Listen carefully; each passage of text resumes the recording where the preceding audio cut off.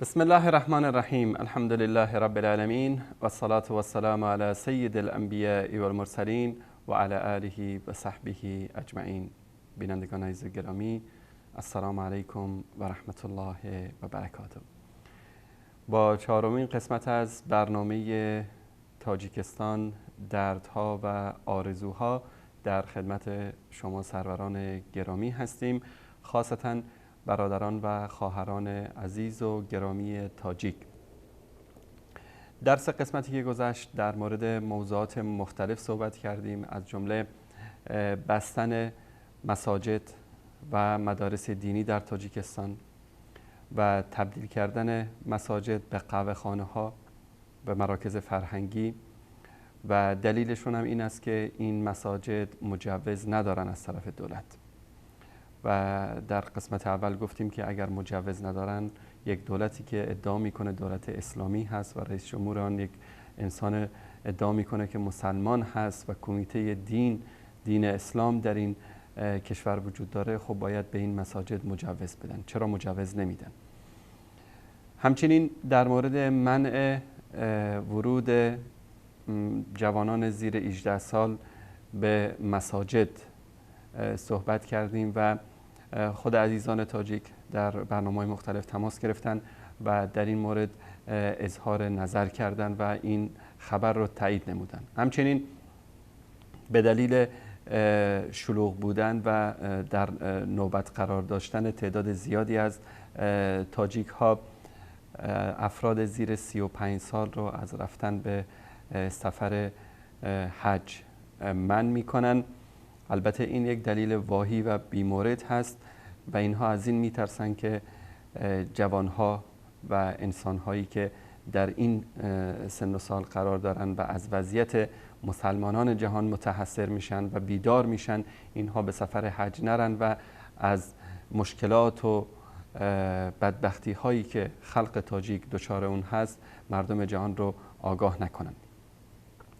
همچنین وسایل ارتباط جمعی و سایت هایی که از طریق اون ملت تاجیکستان ندای مظلومیت خودشون رو به گوش جهانیان میرساندن در تاجیکستان بسته شده، از جمله سایت یوتیوب، سایت مشهور یوتیوب که بعد از پخش کلیپ های برنامه تاجیکستان دردها و آرزوها این سایت رو در تاجیکستان فیلتر کردن و کاربران تاجیک نمیتونن وارد این سایت بشن.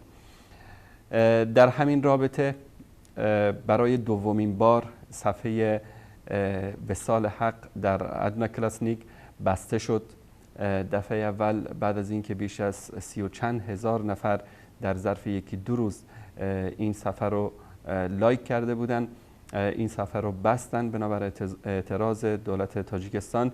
و صفحه دومی که دوستان عزیزمون آماده کرده بودن، اگر این رو نشون بدن، این صفحه رو هم امروز بلاک کردن و نمیخواهند که صدای مظلومیت ملت تاجیکستان به گوش جهانیان برسه، که عزیزان ما انشالله صفحات دیگری خواهند ساخت و هر صفحه‌ای رو که شما ببندید ما صفحه دیگه باز میکنیم و ما خسته نمیشیم تا وقتی که شما خسته نشید. صفحه فیسبوکمون الحمدلله هست، صفحه فیسبوک تاجیکی. عزیزان میتونن از طریق صفحه فیسبوک شبکه جهانی وصال حق به زبان تاجیکی با ما ارتباط برقرار بکنن. همچنین من این بشارت رو هم بدم به شما عزیزان که به زودی صفحه اینترنتی وصال حق به زبان تاجیکی انشالله راه اندازی خواهد شد و همه برنامه ها، مقالات و اخبار تاجیکستان انشالله در این صفحه نشر میشه. همچنین قضیه حجاب یکی از مشکلات عمده‌ای که در تاجیکستان هست و خواهران مسلمان ما در اونجا گرفتار این اعمال وحشیانه هستند که به زور حجاب رو از سر خواهران مسلمان بر می‌دارن و منع می‌کنن پوشیدن لباس رو، که حتی در کشورهای دیگه، حتی در اسرائیل، در اروپا، در آمریکا، در کشورهای کفری، زنهای مسلمان آزاد هستند که چه لباسی دوست دارن بپوشن، چه رنگی رو دوست دارن بپوشن و کسی برای آنها محدودیتی ایجاد نمیکنه. اما در کشوری که ادعا میشه کشور اسلامی هست و رئیس جمهور اون خیلی دلسوز هست برای زنهای تاجیک. میبینیم که در اونجا به زور حجاب اسلامی رو به بهانه مخالفت با فرهنگ تاجیکستان این حجاب رو از سر خواهران مسلمان ما بر می‌دارن. موضوع دیگه موضوع محدودیت ها در مورد التزام ظاهری جوانان و مردان تاجیک است که به زور میبرند و ریش های افرادی رو که ریش بلند داشته باشند میتراشند و همه این موارد ضد دموکراسی، ضد آزادی شخصی قبل از اینکه ضد اسلام باشه. حالا ما نمیگیم ضد اسلام چون که اگر به اسلام اعتقاد داشته باشن که این کارو نمیکنن. حالا ادعا میکنن دموکرات هستن، آزادی دارن. ضد آزادی و دموکراسی است این کارهایی که انجام میدن. نکته دیگر، تجار و سرمایه‌گذاران تاجیک یا غیر تاجیک به مجرد اینکه کارخانه‌ای بسازن یا مشغول تجارتی شوند و کاروبارشون رونق بگیره، یکی از افراد نزدیک به حکومت میاد و به زور این کارخانه یا این مؤسسه تجارتی که این شخص درست کرده رو غصب میکنن، پولهاشو میگیرن و اگرم اعتراض کرد و سر و کارش با زندان هست و احکامی که 10 سال و 15 سال و 4 سال و 5 سال و 20 سال و 25 سال روانه زندان میشن و تجاوز به نوامیس که ما در هفته گذشته بعضی از کلیپ‌هاشو نشون دادیم که به زور به دختران تاجیک تجاوز میکنن و از اون قوه جبریه‌ای که دارن در حکومت استفاده میکنن، سوء استفاده میکنن. نزدیکان سردمداران میان وارد خانه‌های مردم میشه، به دخترای اونا تجاوز میکنن و کسی هم حق اعتراض نداره و هر کس هم که اعتراض بکنه سر و کارش با پلیس و با حکومت هست و باید بره گوشه زندان آب سرد بخوره. موضوعات زیادی است، درد دل‌های فراوانی وجود داره که ما انشالله در این برنامه هم این منبر رو در اختیار عزیزان تاجیک قرار میدیم. شماره تلفن برنامه رو زیرنویس خواهند کرد، همچنین از طریق اسکایپ وصال حق زیرنویس خواهد شد. شما عزیزان میتونید تماس بگیرید و مشکلاتتون رو، درد دلهاتون رو و مصائبی رو که در اونجا باهاش روبرو هستید در تاجیکستان به گوش جهانیان برسانید. و این شبکه شما عزیزان هست و این برنامه منبری است برای آزاد اندیشان، برای کسانی که واقعا برای آزادی میسوزند و مبارزه میکنند. ما همه وقت این برنامه رو اختصاص میدیم به مهمانان عزیزی که تماس میگیرن و در مورد مشکلات تاجیکستان صحبت میکنن و همچنین به تک تک شما عزیزان که تماس میگیرید و در مورد مشکلات کشورتون، در مورد آنچه که جلوگیری از آزادی‌های فردی و حق هر انسانی است که آزاد فکر بکنه، آزاد بیندیشه، آزاد زندگی بکنه و کسی حق نداره که اون رو محدود بکنه، این آزادی‌هایی رو که الله سبحانه و تعالی برای انسان داده. بله، یکی از عزیزانی که فعلا وصل هستند با ما جناب برادر بزرگوار آقای سلیمان دولتوف هستند. ایشون یکی از تاجران ملی تاجیکستان بودند که متاسفانه امروز مهاجر هستند به خاطر ظلم و ستمی که بر ایشان و بر دیگر عزیزان تاجیک روا داشته شده. جناب استاد سلیمان، اگر صدای من رو میشنوید، عرض سلام و ادب و شب بخیر دارم خدمت شما. السلام علیکم و رحمت الله و برکاته. علیکم السلام و رحمت الله. استاد انصاری بفرمایید. برادران فرزبان سلامت باشید. حضرت استاد، منبر در خدمت شماست و ما میشنویم درد دلهای شما را. خوب، منبر که در اختیار ما باشد ما بر تمام ملت تاجیکستان سلامی خود میرسانیم. ما از روی سخنهای حق امروز در اینترپال قرار گرفتیم از طرف حکومت دولت تاجیکستان، زیرا که ما مسلمان هستیم، زیرا که ذره ایمان در وجود ما قرار نداد که ما خاموش بستیم. امروز در FMS، در پلیس، در میگراسیون سلوج در روسیه میبینیم که مردم تاجیکستان زیر عذاب و زیر مشقت قرار دارند. زیرا که 2014 بود من در سپیسپریومی سن پتربورگ رفته بودم، بسیاری از مادرها در اینجا گریه میکردن، همچون خیرات بردم برای اونها تسلیم کردم. از 400 500 تاجیک در اونجا بودن. در نزد ما گریه میکردند، فریاد میکردند، میگفتند حتی کنسولگری اینها تلفن‌های ما را نمیبردارد. آیا این حکومت حقوق مردم شهروندان خود در روسیه و در دیگر یا پایمال کرده است؟ از خدا نمی ترسد، از الله نمی ترسد. امروز مردم تاجیک عذاب دارد، مشقت دارد، از استرایک ها می غلطد. حتی ما عمری وسیع نداریم، ما 29 ساله هستیم، حتی مارگا می رفتیم. مردم تاجیکستان چی کار می کردیم؟ کفن می کردیم و طرف تاجیکستان روان می کردیم. آیا جوانهای یاش فقط در اینجا هلاک می شود؟ ملت تاجیک امروز مرده است. برای ملت تاجیک امروز یک حکومت نمیتواند که ملت خودش در تاجیکستان کار بتید، اما فقط ملت او در بدر گشت ایستاده است. آیا اگر که حق در بالای این حکومت گپ زنی دیگر در اینترپول در دیگر جاها برده رساندن نگیرد؟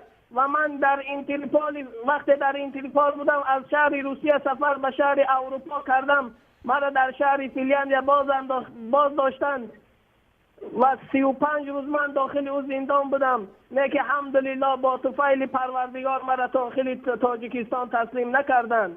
برای چی؟ برای حقگویی. این چگونه حکومت است؟ مردم شم میکشد. امروز تاجیک کش هستیم، مردم تاجیکستان امروز نیست نابود میکند. زن در شهر توز بازار بنیاد کرد، امروز بازاری او را نیست نابود کردنی گرفتنی هستند. اما این زد به ناموس نمیخواد که فرزنداش در روسیه رفته کار کند و در زیر مردمی روسیه زیر ظلم ظالمی قرار بگیرد.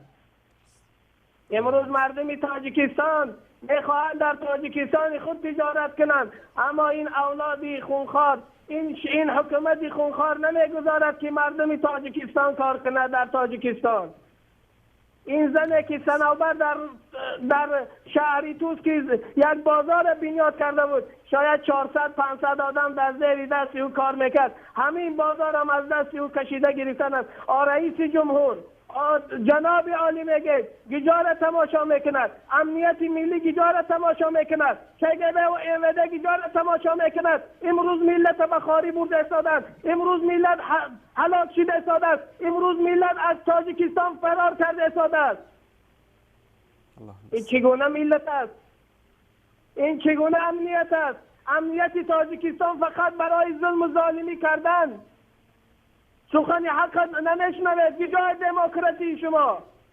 در روی پوتین هم گپ میزنند، در روی ابام هم گپ میزنند، در روی دیگر گپ میزنند، اما اونها تعامل میکنند، دموکراسی میگن. امروز جناب عالی نگو که جناب عالی که در عوض جناب عالی یک سخن گفت که 17 سال 20 سال ترمت میکنه. این نشانه مسلمانداری است، این نشانه مومنداری است. علمای حق گوره گجا کرده، همه اینها دهناشون زباناشون بسته شده است. نه ایشانی نوریدین گپ میزند، نه حاجی میرزاش گپ میزند، نه داملا عبدالرحیمش گپ میزند. همه اینها را نیست و نابود کرده. این قداملایی که از خدا نمیترسی بالای منبر که محاربه به شیطان بکند، امروز محاربه به شیطان ندارد، امروز محاربه به خدا و به رسول دارد. آیا از خدا نمیترسه؟ آیا این ملت تاجیک مرده ساده است؟ شما حالی هم جناب عالی میگید. آیا این ملت تاجیک بر فنیسی در میگراسیون سروش و هلاک شده سادن؟ حتی کارگرای همون اخرانهای فنیس تاجیک ملت کوب میکنند، مانند حیوان کردین تاجیکا را. شما گجاره نگاه میکنید یا فقط در کرسی ها میشینه پروا نمیکنید؟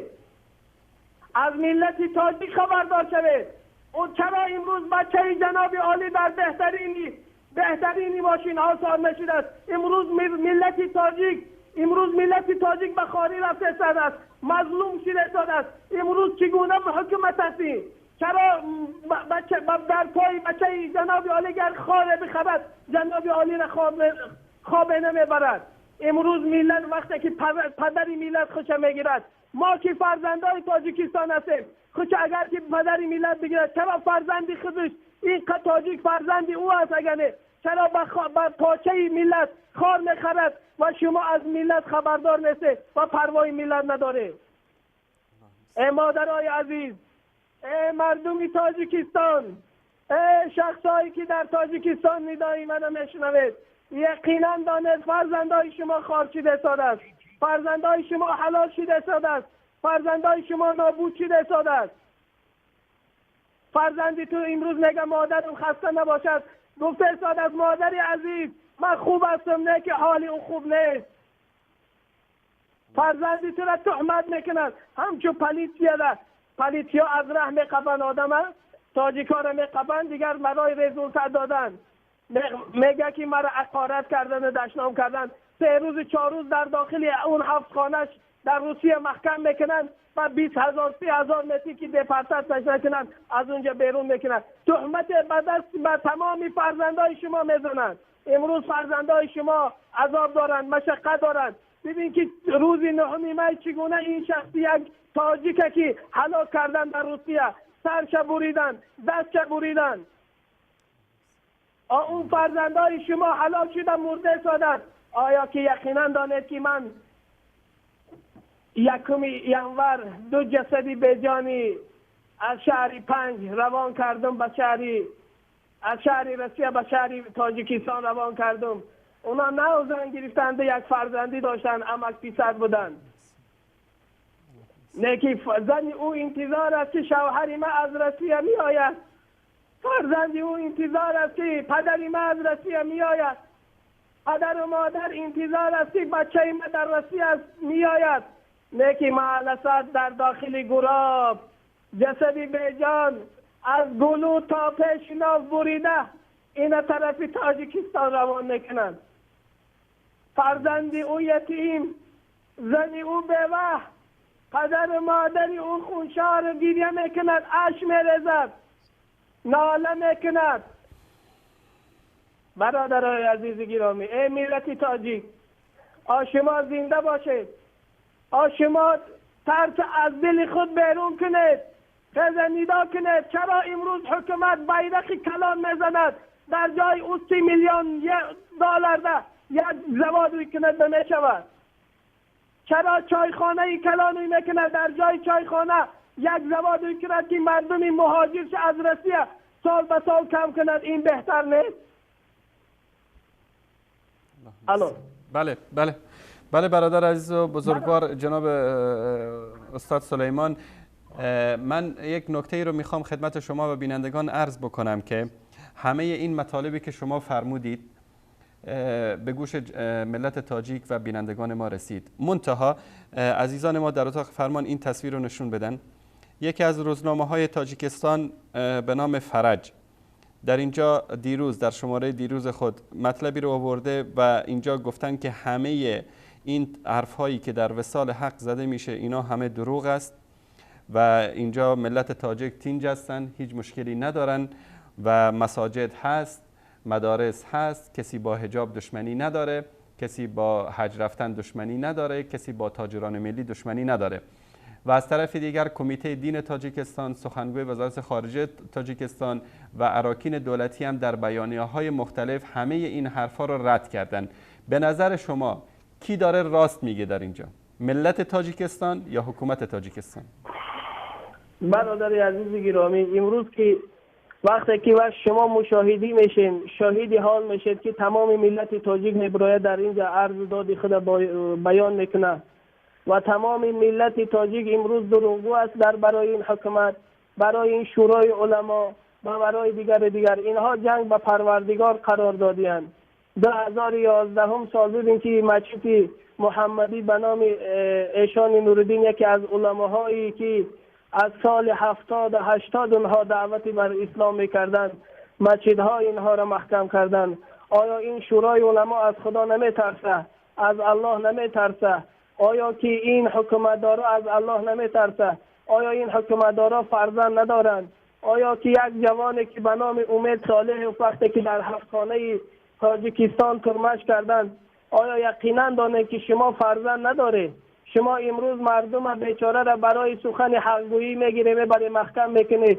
شما رفته در بالای دیوانهای ملایم نرمتان در خانه هاتان استراحت میکنید در پیش فرزنداتان. اون جوانی تاجیک در داخل حبسخانه ها، به خدا قسم و الیه المصیر، بازگشت همه شما به سوی پروردگار است. خواه شورای علما باشد، خواه کمیته دین باشد، کدامی باشد نباشد، همه شما به پیشگاه خدا می روید. چگونه ای که این جوانان از روسیه دست و پاها بسته می شود و به شهر تاجیکستان و در خاک تاجیکستان دفن کرده می شود، شما را یقینا دارید ای حکومت دارا، ای ملت تاجیک، ای کسانی که امروز به ظلم و ظالمی دست زده استاده، شما هم پیشگاه خدا مانند این جوانان میرید. این عمر طولانی نیست عمر ما. فرعونا کجا شد؟ نمرود کجا شد؟ ابوجهل کجا شد؟ همه اینا رفتن زیر پرده خاک، زیر خاک رفتن. ما هم میریم، ما هم پیشگاه الله میریم. امروز دین خار نکنید. شما خودتان نوارث محمد صلی الله علیه و سلم قرار میده. شما محمد گفته امروز از روی دین محمد امروز شما را حرمت احترام میکنند و شما دین محمد پیش میبرید و محمد صلی الله علیه و سلم چشم شار به سون شما است که شما دین من رواج میده، نه که معلسف امروز دین خدا و رسول چیکار کرده پایمال داره. امروز من از همه شما میگم مردم تاجیکستان دفاع از فرزنداتان کنید، دفاع از دینتان کنید، دفاع از ملت کنید. ما ملت سربلند بودیم.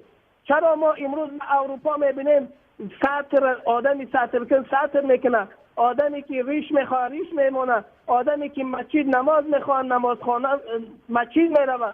امروز در تاجیکستان ما معلسف این سخنها، این سطر حجاب چی محکم جناب عالی میگه که من ناموس من نمیبردارد. آقیان خداوند در قرآن گفته است که قل ازواجک به زنات بگو به محمد صلی الله علیه و سلم و بناتک به دخترات بگو، به تمام زنهای مؤمنین بگو که از بالای سرشان روی مال پرتاید و پیشی بری او را شوهرش بینه، روی موهی سری او را برای شوهرش حلال است، نه برای مردم بیگانه.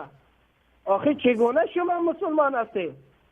نیکی برادرای عزیز گرامی، مردم تاجیکستان، مردم سربلند تاجیکستان، مردم با ناموس تاجیکستان، امروز ناموستان نگیران کنید. امروز ناموستان نخیزانید که امروز عین ناموس است. امروز ما هلاک شده سادیم، ما مرده سادیم. از خاطر چی است؟ از خاطر ای است که امروز شما پروا ندارید، شما پروای فرزندتان ندارید. پروای امروز زن مرد رو به خارجه و به روسیه کرده است. آخه اگر که حکومتدارای ما ناموس می داشتن میگفتن که چرا امروز در تمام جا ما را طعنه میکنن که بس ما در همینجا صاحبکارا را جای کار بتیم که صاحبکارا میتونن هزارها صاحبکار میکنن که صدها آدم ها را آریم گجا شید. مگزین های آریم در هزار آدم ها کار میکردن. در کارخانه زنگ سعید هزارها آدم ها کار میکردن. گجا شدن همینا را برای چی محکم کرده؟ وقتی که شما نمیتونه ما نخیمو صاحبکارا کار پیش ببرن. شما جو نکنید به صاحبکارا، به ملت تاجیک جو نکنید. ملت تاجیک امروز خسته شده از شما. بله. استاد سلیمان، شما خواهش میکنید. استاد سلیمان، شما به عنوان یک تاجر، ما میبینیم که در کشورهای مختلف، مثلا در ترکیه، در امارات، در تایلند، در کشورهای فراوانی که وجود داره، خاصا کشورهایی که در حال توسعه هستند، سعی میکنن که همیشه سرمایه گذاری خارجی رو جذب بکنن. مثلا اعلان میکنن که ما برای کسانی که بخوان بیان در کشور ما سرمایه گذاری بکنن فلان تسهیلات رو برای اینا قائل میشیم، مشکلاتشون رو حل میکنیم، مالیات کم میگیریم تا این سرمایه گذاری ها سبب رشد اقتصاد این کشورها بشه. و حتی به تاجران محلی، به صاحبکارهای محلی در کشورهای مختلف میبینیم که حکومت‌ها ممیزات خاصی رو برای اونا قائل میشن، اونا رو از بعضی از مالیات‌های دولتی معاف میکنن تا که رشد تجارت و رشد اقتصادی یک کشور سبب بهبودی وضعیت زندگی ملت بشه. چرا در تاجیکستان دارن با این مسائل مبارزه میکنن؟ یعنی اگر اینا عاقلانه فکر بکنن، تاجران امثال شما چرا پولهای خود و سرمایه خودشون رو بردارن برن در یک کشور دیگه برای بیگانه خدمت بکنن؟ چرا همین خدمت رو برای خلق تاجیک انجام ندند؟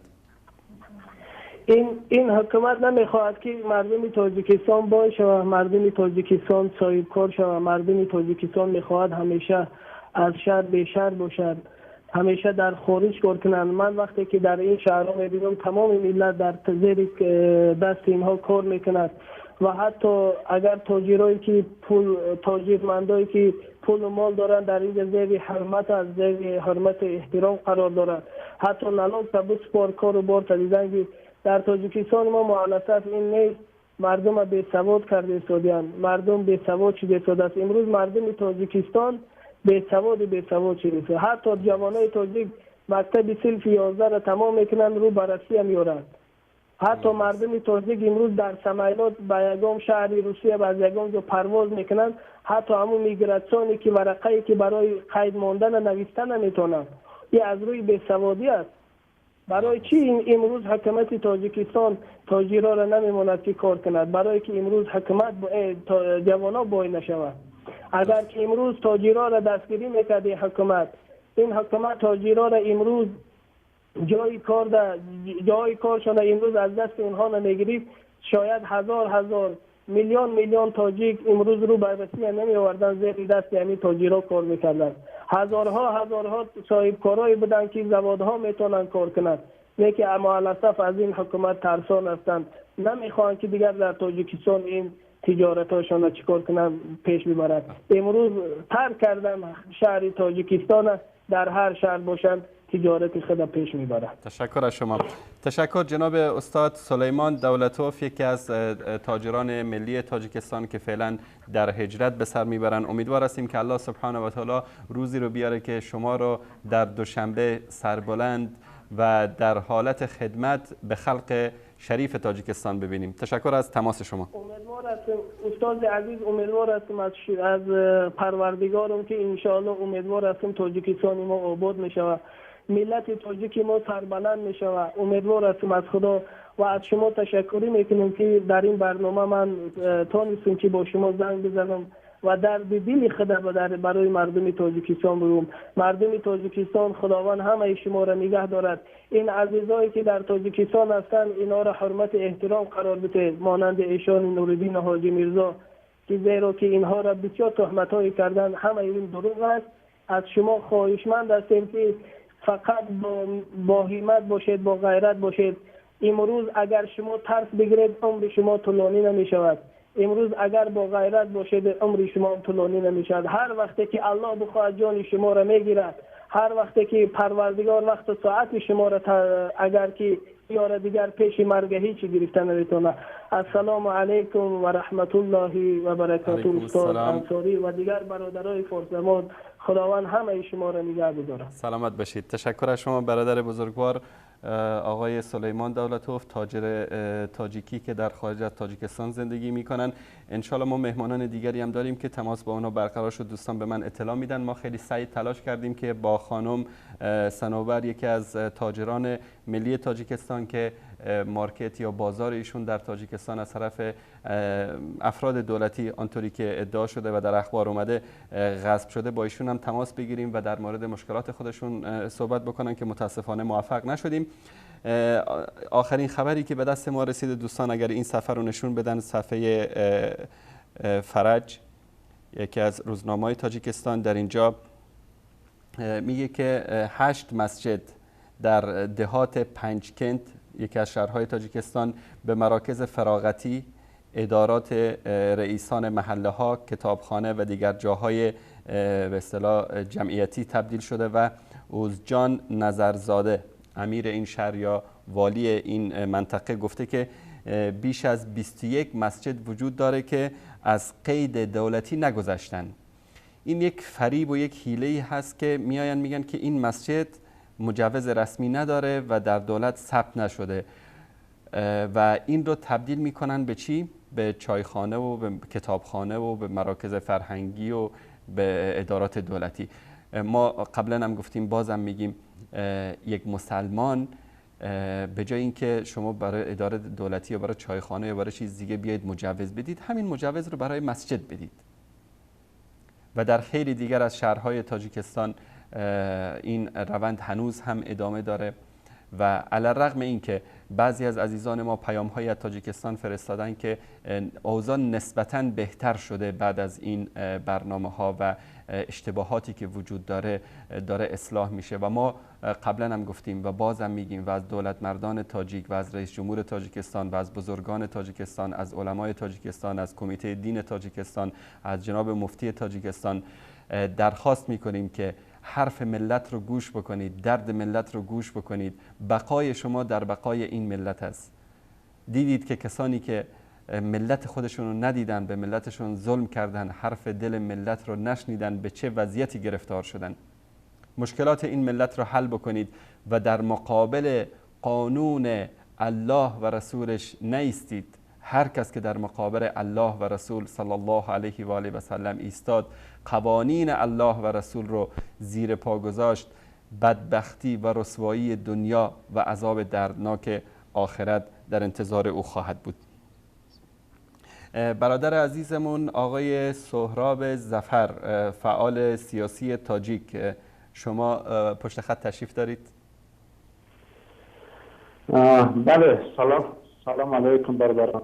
علیکم السلام و رحمت الله و برکاته. استاد سهراب بزرگوار، شما به عنوان فعال سیاسی تاجیک، این منبر در خدمت شما هست. ما سراپا گوش هستیم، دلگفته های شما رو میشنویم و انشالله بعد از تماس ایشون ما عزیزانی رو از بینندگان شبکه خواهیم داشت که انشالله در مورد این موضوعات صحبت خواهند کرد. بفرمایید حضرت استاد، ما سراپا گوش هستیم. سلامت باشید. اولا میخوام این نداری خود را بیان کنم به شما و به مسئولین شبکه. سلامت باشید. امروز ما میتوانیم سخنهای خود را به مردم وطنمان تاجیکستان و خارج از آن برسانیم، در حالتی که اکثر روزنامه‌نگاران ما متاسفانه در داخل وطن خاموشی را اختیار کردند و مردم ما محدودن از خبرهایی که به منفیت امروز و فردای ما مردم تاجیکستان است. بازم تشکر برادر. سلامت باشید. تشکر شما. سلام علیکم هموطنان و تماشابینان شبکه وصال حق. باعث افتخار است که امروز مردم ما از خواب غفلت بیدار شدند، در داخل و در هر گوشه دنیا صدا بلند کردند، چهره رژیم خودکامه امروزه تاجیکستان را روشن کردند و از حق خود دفاع دارند.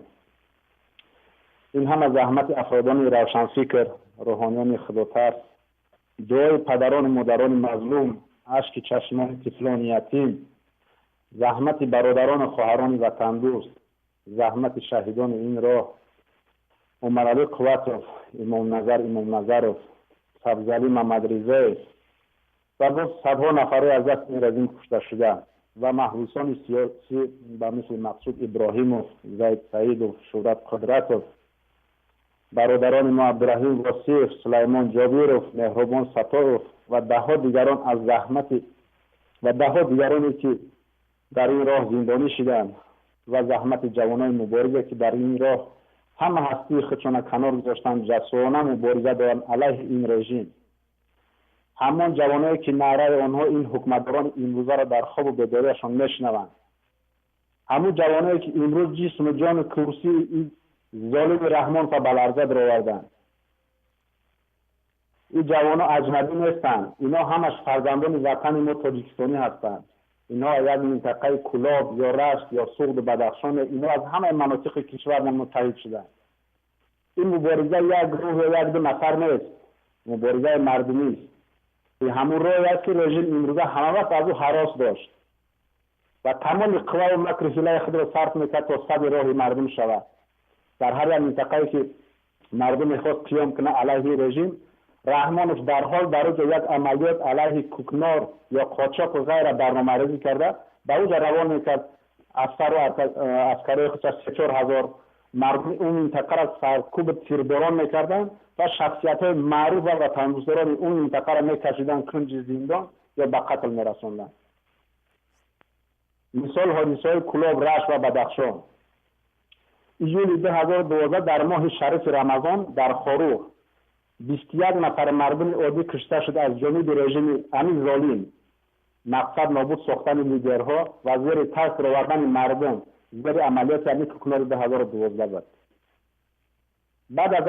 بعد از عملیاتی که گذشته بود، جنتاتی تاجیکستان شیرخان سلیمزاده چی گفت؟ گفت ما قانون ویران نکردیم، عملهای ما از روی قانون بود. پس به قتل رساندن زن و طفلان برای شما قانونی است؟ بله درست است، در قانون شما درست است. در ماه شریف رمضان مردم عادی را بمباران کردن برای شما قانونی است.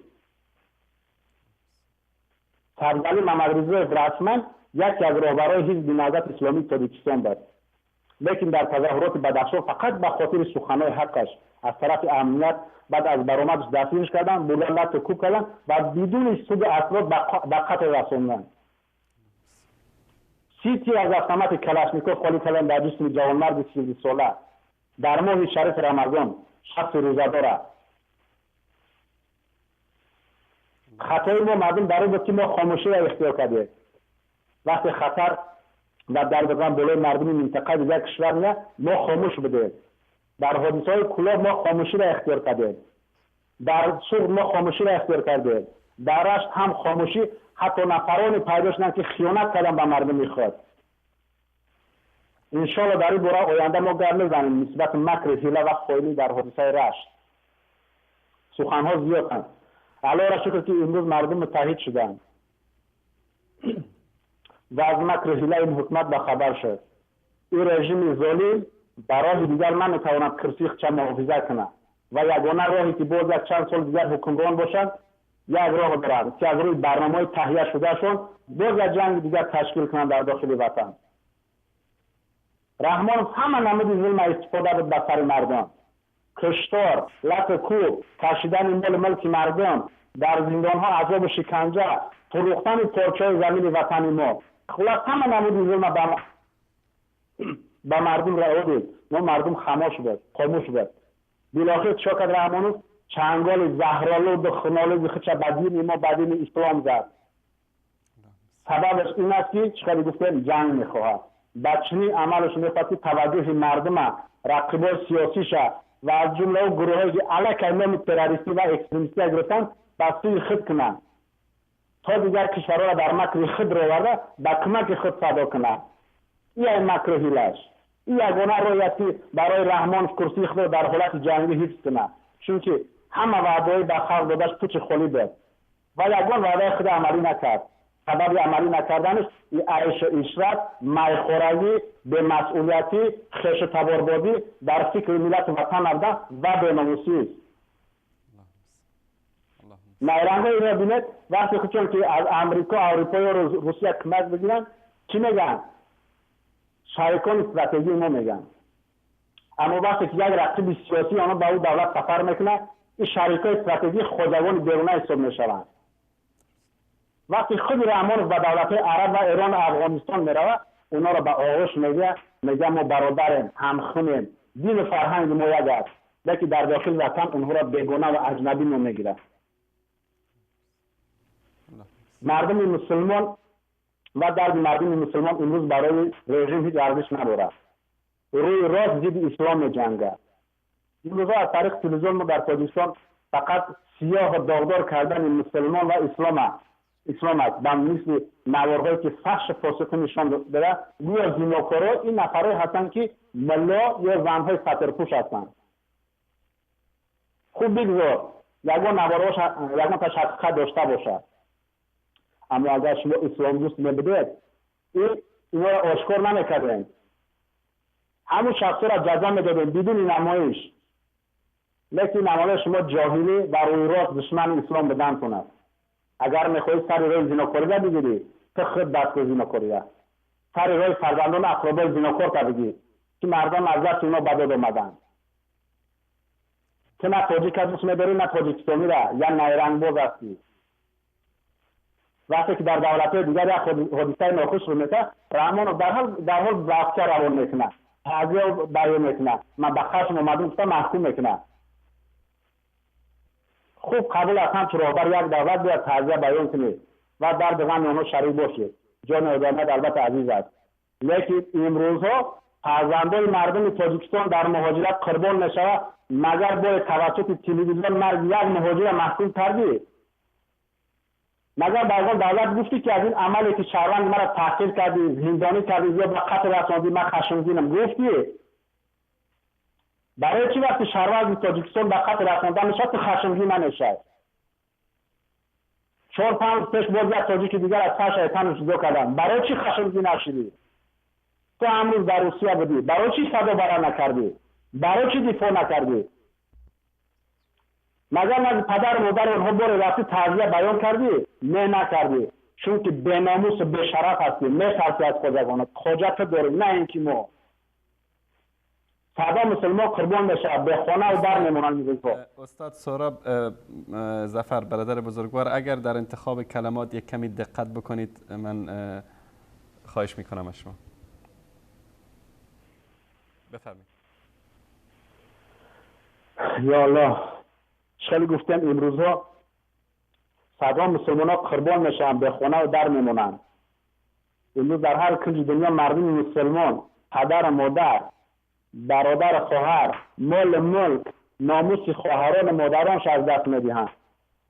در روز کشته میشد تا 40 50 100 مسلمان.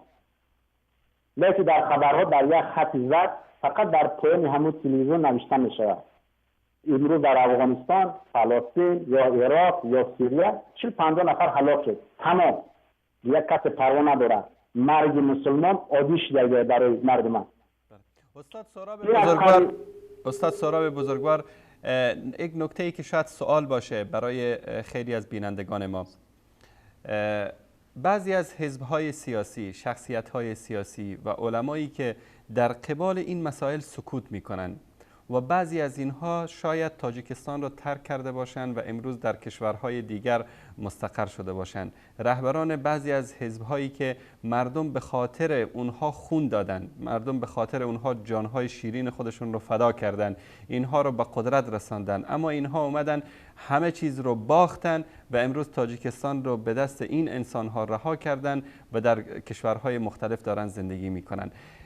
چرا اینها در کنار ملت قرار نمیگیرن؟ چرا از ملت دفاع نمی کنن؟ همین سوالو شاید کسی از شما بپرسه. حالا مثلا رئیس جمهور تاجیکستان یا دولت مردان تاجیکستان اینها ظلم کردن، فلان کردن، این کردن، اون کردن، اما این شخصیت ها، این علما و این رهبران احزابی که بعضی از حزب‌های اسلامی بودن، چرا اینها ملت را رها کردن و از درد ملت سخن نمیگویند؟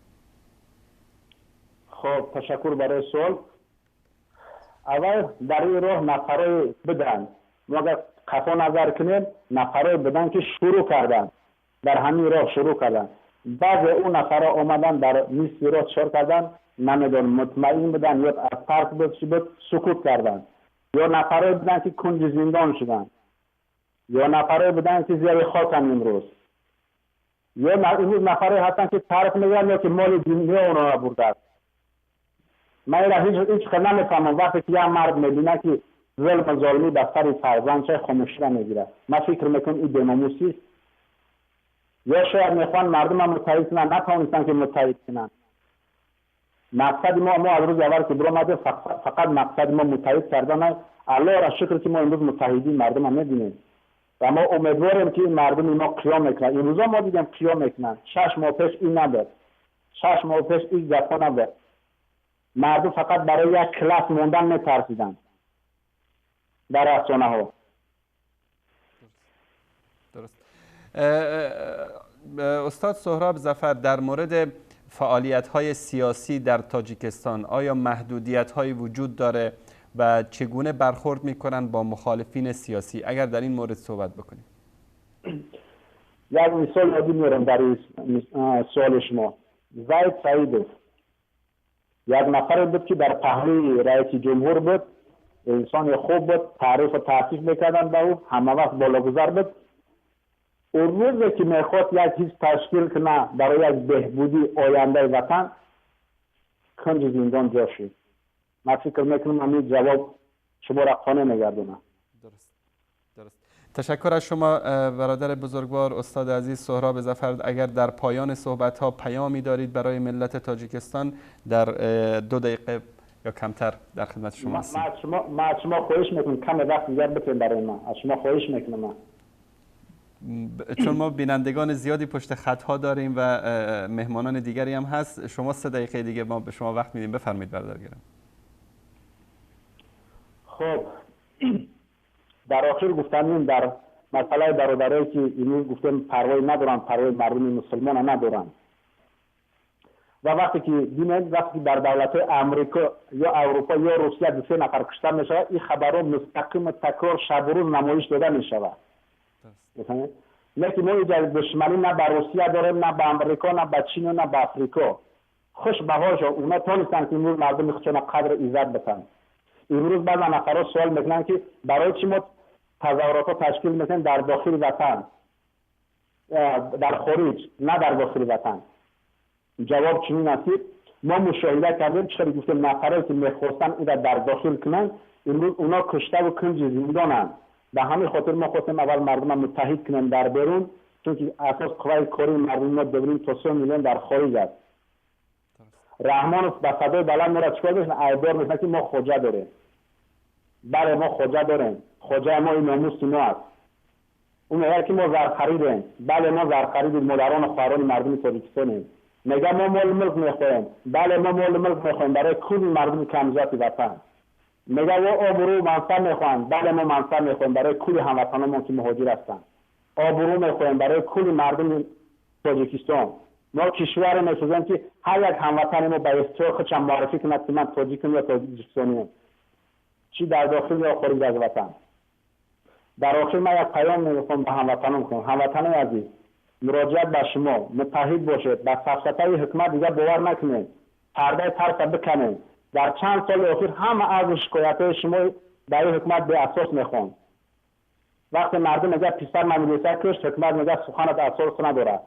مالک میگه کشیدن گرفتن اساس نداره. ریش متراشیدن اساس نداره. سطر مگرفتن اساس نداره.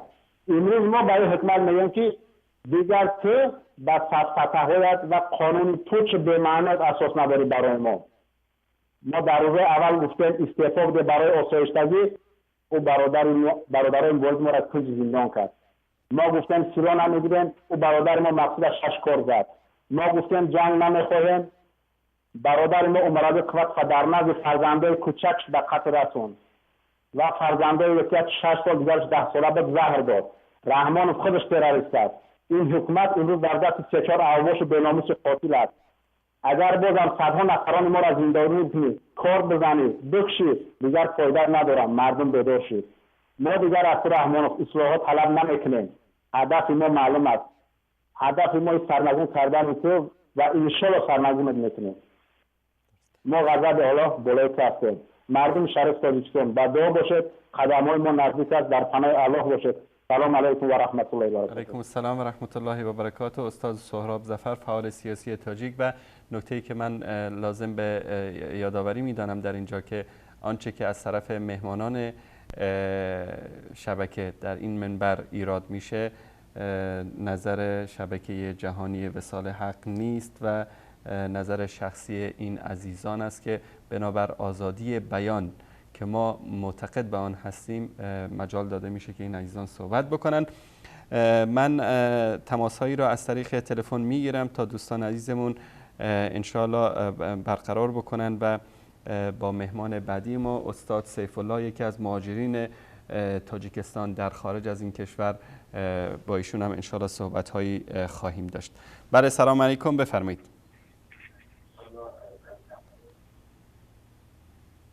الو. بله سلام علیکم بیننده گرامی، بفرمایید. الو سلام علیکم. علیکم السلام و رحمت الله و برکاته. عبدالرحمن از تاجیکستان. بفرمایید. مینداری خود رو به شما بیان کردن این پیج آقای انصاری که از این برنامه‌ای که شما تشکیل کرده قسم زیادی مردم تاجیکستان از اون با خبرت که در تاجیکستان قسم علمایی که بودند آلوده بر عقیده رافیزی و با علوی از این مردم با خبر شد و در برابر این از شما اظهار میهدارگی میکنیم که مردم را در متحد شدن و در اونه که ضد این رافیزی ها و این عقیده که برای اسلام دشمن است بیدار کرده و از شما یک چیز دیگر میخواستیم که در برابر همین برنامه خود مقصد مردم تاجیکستان که از این باخبر شد و عقیده از اینها که عقیده کفر است این کار هیچ کس کردن نمیتواند در برابر این آن را میخواستیم که فقط این مردم را متحد کرده میتواند فقط و فقط اسلام حقانی، نه اون اسلامی که اسلام دروغینه که در دیگر جا از وجود دارد. درست. و با مثل دولت هایی که رافضیگری و اینها در اونجا از وجود دارد. درست. و متحد کرده میتواند در برابر این تمام مردم تاجیکستان رو اسلام حقانی. درست. درست. اسلام حقانی و در همین برابر قسم زیادی مردم تاجیکستان که در روسیه، نه اینکه یک تاجیکستان، ازبکستان، افغانستان، مردم اذیت کشیده افغانستان، مردم تاجیکستان در غلامی که در روسیه هستند، اینها را فقط متحد کرده میتواند اسلام. درست. فقط اسلام، دیگر راه نیست. درست. تشکر از شما عبدالرحمن جان. تشکر برادر عزیز. الله مطالب. و میخواستم یک چیز دیگر آقای انصاری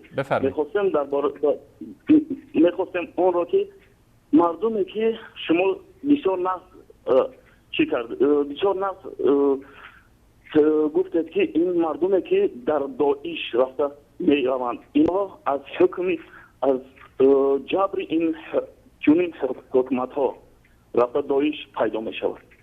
اما این داعش برای امروز مردم اسلام در حقیقت اسلام جای هست که دیگر از اونجا فقط رواج رونق شده میتواند. این را از شما التماس و خواهش میکردم که محکوم نکنید اونها را اگر خطاگی داشته باشند، بس مثل شما و این شخصان ارزنده عالمان و مثل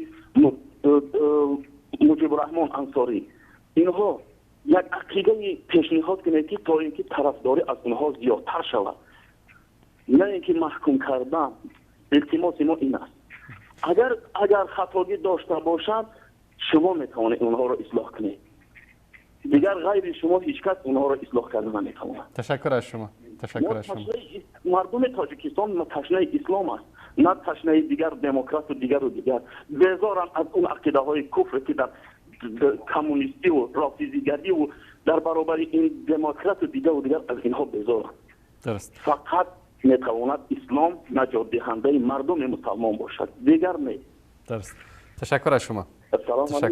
علیکم السلام و رحمت الله و برکاته. ما برادر عزیز و بزرگوار عبدالرحمن جان، ما ببینید هر عملی که مخالف با قرآن و سنت باشه، ما از زندگی صحابه، زندگی رسول اکرم صلی الله علیه و آله و سلم، از سیرت ایشون باید درس بیاموزیم. سرمشق ما باید زندگی رسول الله صلی الله علیه و آله و سلم و اهل بیت و صحابه باشه. حضرت علی رضی الله تعالی عنه با خوارج جنگیدن. میدونید خوارج کیا بودن؟ خوارج از یاران نزدیک حضرت علی بودن، یعنی تابعین بودن، با صحابه زندگی کرده بودن. وقتی که عبدالله ابن عباس برای مذاکره با خوارج در نهروان رفت، میگه وقتی که اونها رو دید که همه دارن قرآن میخونن، تهجد میخونن، نماز شب میخونن، ظاهرشان، اعمالشان، کردارشان همه مانند مسلمان هاست و شاید طبق فرموده پیامبر صلی الله علیه و آله و سلم که میفرمایند که شما شاید نمازتون رو در مقابل نماز اونها ناچیز بگیرید، تلاوت قرآنتون رو در مقابل تلاوت قرآن اونها ناچیز حساب بکنید، اما قرآن میخوانن و قرآن از گروی اینها پایینتر نمیره. یعنی قرآن میخوانن اما در وجود اینها تاثیر نداره. اسلام دین جهاد هست، گفته که در مقابل ظالم جهاد بکنید، گفته که برای گرفتن حق خود قیام بکنید، جهاد بکنید. یکی از یعنی ارکان دین اسلام هست جهاد. منتها جهاد از خود شرایط داره، جهاد از خود یک سری اخلاقیاتی داره که رسول الله صلی الله علیه و آله و سلم برای ما بیان کردن. نه اینکه ما بیایم انسان‌های بیگناه رو بکشیم، با مسلمان‌ها درگیر بشیم، به خاطر کوچکترین سخنی کسی رو تکفیر بکنیم، خونش رو مباح بکنیم، بعد گردنش رو بزنیم. ما اینم گفتیم که و بازم تکرار میکنیم، ببینید شما کسی رو به عنوان فکر میبرید زندان، در زندان شکنجه میکنید، عذابش میدهید، این فکر سالم این انسان تبدیل میشه به یک فکر خراب، به یک فکر متشدد، به یک فکر متطرف. شما یک انسان سالم رو میبرید زندان، از زندان که میاد یک انسان تکفیری تروریست وحشی، چون اون برخوردی که با این شخص شده در زندان این فکر سالم رو تبدیل کرده به یک فکر متشدد و همین سبب میشه که ما در جوامع اسلامی گروه های تکفیری رو داریم، گروه های متشدد رو داریم و این که ما امروز مظلوم هستیم، کشور ما امروز زیر ظلم هست، امروز ملت ما نیاز داره کسی اونو از دست یک ظالم نجات بده، دلیل نمیشه که ما مثلا به دنبال یک گروهی بریم که عملکرد اونها ثابت کرده که یعنی در خیلی از موارد مخالف با احکام قرآن، مخالف با احکام رسول الله صلی الله علیه و آله و سلم و مخالف با دستورات دین مبین اسلام عمل کردن. تماس بعدی. بله سلام علیکم، بفرمایید. السلام علیکم و رحمت الله و برکاته. استاد عزیز. علیکم السلام و رحمت الله و برکاته. با محمد انصاری صحبت کردم میخواهم. بفرمایید، شما دارید با من صحبت میکنید، صداتون داره پخش میشه، بفرمایید. استاد عزیز، اولا سپاسگزارم با الله و ذات پاک الله و سپاسگزارم از تهیه‌گران برنامه شما. اگر اجازت باشد مراجعتی دارم با مهاجران و با مظلومان و با ظالمان تاجیکستان. بفرمایید. درودی به پایان بر محمد صلی الله علیه و آله و سلم که فرمودند ثلاث دعوات استجابت لا شک فیهن دعوت المظلوم و دعوت المسافر و دعوت الوالدین علی ولده. ای مظلومان تاجیکستان، خواهران و برادران و پدران و مادران، ما یکی از کسانی هستیم که پیامبر خدا صلی الله علیه و آله و سلم فرمودند مظلومان دعا بکنند، پرده ای نیست در نزد الله که دعای او را برگرداند. یا که مهاجران تاجیک بیاد از دعا بر الله برداریم، الله انشاءالله جواب ما را میدهد، انشاءالله دعای ما را، دستهای ما را به نوا بر نمیگرداند. و مراجعت من بر ظالمان، بترس از اهل مظلومان که هنگام دعا کردن اجابت از در حق بحر استقبال می آید. واتقوا هو الذی الیه تحشرون. بترس از آن ذاتی که پیش او حشر می شویم ان شاء الله تعالی. الله در قرآن فرمود در سوره انسان در آخران آیتش و ظالمین اعد لهم عذابا الیما. ان شاء الله تعالی وعده الله می شود، الله وعده کرد بر ظالمان عذاب علیم انتظار است. و ای ظالمی که تو از پاکی دوری، تو از پاکی دور شدن میخواهی، پاکی یعنی اسلام، اسلام یعنی سلامتی، اسلام یعنی که جامعه سالم، از آن تو دور شدن میخواهی. بدان اگر یک ظالم تو جوانمرد باشد، از همون ظالمان مراجعت من بر ظالمان هست که ضد حجاب و ضد ریش و ضد مسجد و ضد اسلام هست. ای ظالم، ای نجس، برای چی نجس میگویم؟ برای که تو از پاکی دور شدن میخواهی. اگر جوانمرد باشد عریضه نویسید که من فلان و فلان و فلان در حکومت تاجیکستان کار میکنم، ضد اسلام هستم، وقتی که از دنیا گذشتم مرا جنازه نکنید. اگر جوانمرد باشی نویس که مرا جنازه نکنید. اسلام جنازه دارد. تو با دنیا آمدی، تو را ختنه کردن، اسلام بود. تو را اذان گفتن، اسلام بود. بر تو قامت گفتن، اسلام بود. بر تو نام ماندن احمد و محمد و محمود، این همه اسلام بود. من مهاجر هستم، مهاجر از شهر سنت پترزبورگ دولت روسیه زنگ میزنم. و برای چی مادری تاجیک مادری من زنگ میزند، میگوید که بچم، پسرم، منو بر کارخانه دولتی نگرفتن، در کارخانه طبی. میگویم برای چی نگرفتن؟ میگوید که برای که من سطر و حجاب دارم. من میخواستم یتیم بگیرم، یتیم پرورش کردن میخواستم. با من گفتم $5,000 میدهی بعد یتیم میفروشیم. $5,000 یتیم فروخته ایستاده است. میگم برای چی؟ میگویند که این یتیم خانه رو حکومت ساخته است، یتیم ها رو میفروشیم. برای کی صرفی در این یتیم خانه کرده رو من باید براریم. میگویند بترسید از خدا. مراجعت من مختصر میگویم، مراجعت من بر مهاجران: ای مهاجران صبر کنید، ان شاء الله ان الله یحب الصابرین، ان الله مع الصابرین. پروردگار صابران را دوست می‌دارد، پروردگار با صابران است. خدا در قرآن میگوید آگاه باشید ای برادران تاجیک، ای خواهران تاجیک: واتقوا فتنة لا تصيبن الذين ظلموا منكم خاصة واعلموا ان الله شدید العقاب. خدا میگوید که بدانید ای تاجیکان، من تاجیکان را مثال میارم، بدانید که اگر عذاب من بالای ظالمان آمد، نه تنها ظالم در اونجا زیر عذاب میماند، تمام صالح هم زیر عذاب میماند. برای چی؟ مفسران میگویند برای آنکه صالحی که در سکوت است در غضب الله وای هم گرفتار میشود. من با درد و عذاب از این مهاجری زنگ زدم. مراجعتی من بر مهاجران بود: ای مهاجران، ای تاجیکانی که یاد دارید یک چند سال پیش بر ما دروازه های مسجد کشاده بود، امر معروف، میکروفون های آزاد بود، ما به نعمت به قدر نعمت نرسیدیم، شکر نعمت رو به جا نآوردیم. الله از ما علم را، اسلام را برداشت، ما گناهکاریم. یک پرزیدنت گناهکار نیست، وای هم سبب می شود، اما ما باید ارتباط خود را با خدا مستحکم کنیم. ارتباط ما با خدا نیست، سوز شده است، ترازوی بازار راست نیست، فاحشه در کوچه بسیار شده است. این همه غضب خدا هست. تنها یک پرزیدنت را میگیرند، دیگرش را میمانند، مردم صالح می شود. ما باید رو به خدا بیاریم، ما باید دعا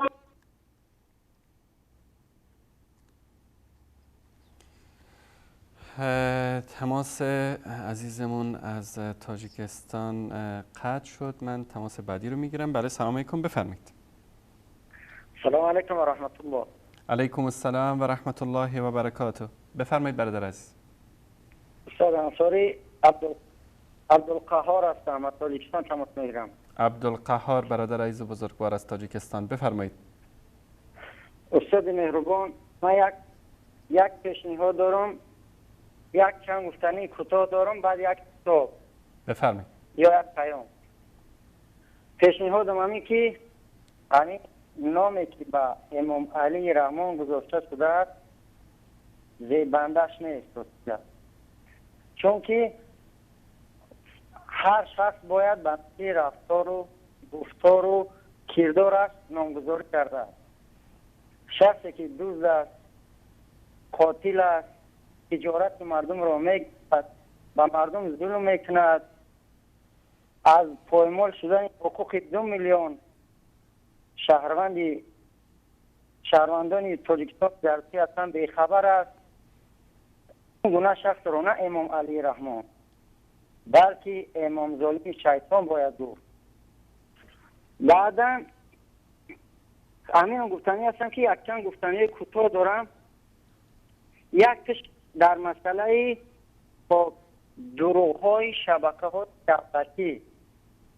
هر یک شبکه‌های دولتی که هستند فقط و فقط به خاطر منفیت کیسه امام علی رحمان کار میکنند. تمام. هیچ جا یک دروغ است به فایده امام علی است نگنش. خب همین در شبکه‌های دولتی های سوریه، عراق، افغانستان، هر کشور اسلامی که جنگ هست، خب همون جنگ از جانبی مثل امام علی رحمه الله، اما با همون جنگ ها در تلویزیون نشون میدن و بعد اون جنگ سال 1992 تاجیکستان نشون میدن و هدفشون از این نشان دادن ها چنین است که هر کی مسلمان است چنین و چنان خواهد شد. درست. به همین مقصد بعدی حقیقت تجارتی که امام علی رحمان با خسر بچه ها و دخترانش از مردم گرفته است، بعد نشان دادن جنگ های سوریه و افغانستان در سال 92 ترسیم، بعد تجارت های مردم ها نشان میتن. مثل زید سعید، مثل عمر علی قوت. خب دیگر تاجرانی که خدا برکت داشتن بتا تاجیکستان را آباد کردن، خب امارات بلندی آستانه ساختن، زواد کارخانه های خرد ساختن، همه اینها را دست گرفتن، خودشون هلاک کردن، نابود کردن، زنده کردن. با شرم نداشته همه را در شبکه های دولتی نمایش میتن که تاجیکستان اونطور نویگری کار نکرده. تن بزی زور صاحب کار بسته. گویا که این از کتای امام علی رحمان باشده یا که از دیگر ششمندان است. شرم است، عیب است. بعد باز یک چیز دیگر گفتنی هستن که مسئله بی‌برقی در تاجیکستان. درست. باور کنید تمام کشورهای عالم استاد انصاری، دولت‌های دیگر سیاره‌های مریخ، نپتون و پلوتون و سیاره‌های دیگر رفته از نویگری‌های علم استرونومیا و فیزیک و کیمیا و از دیگر نویگری‌ها حرف میزنن. خب تاجیکستان حالا مشکلات برق ها در داخل خودش برطرف کرده نمیتونه. های شرم به این دفعه داریم. حالا هم که در همه اخبار دولتی و کتاب ها و مجله اعلان و رکلام میکنن که ما 29 تا نیروگاه برقی آبی داریم.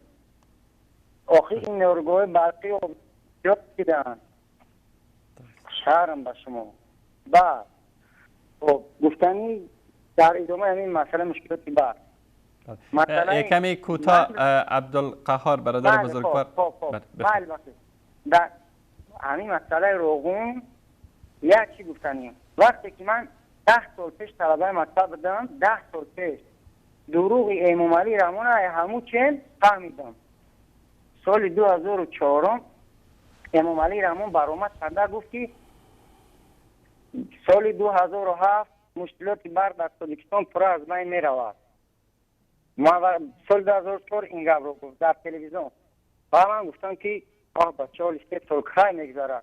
همین طرز 3 سال گذشت. سال 2007 مشکلات برق بین نرفت. باز برآمد این نوی امام علی رحمان دیدم.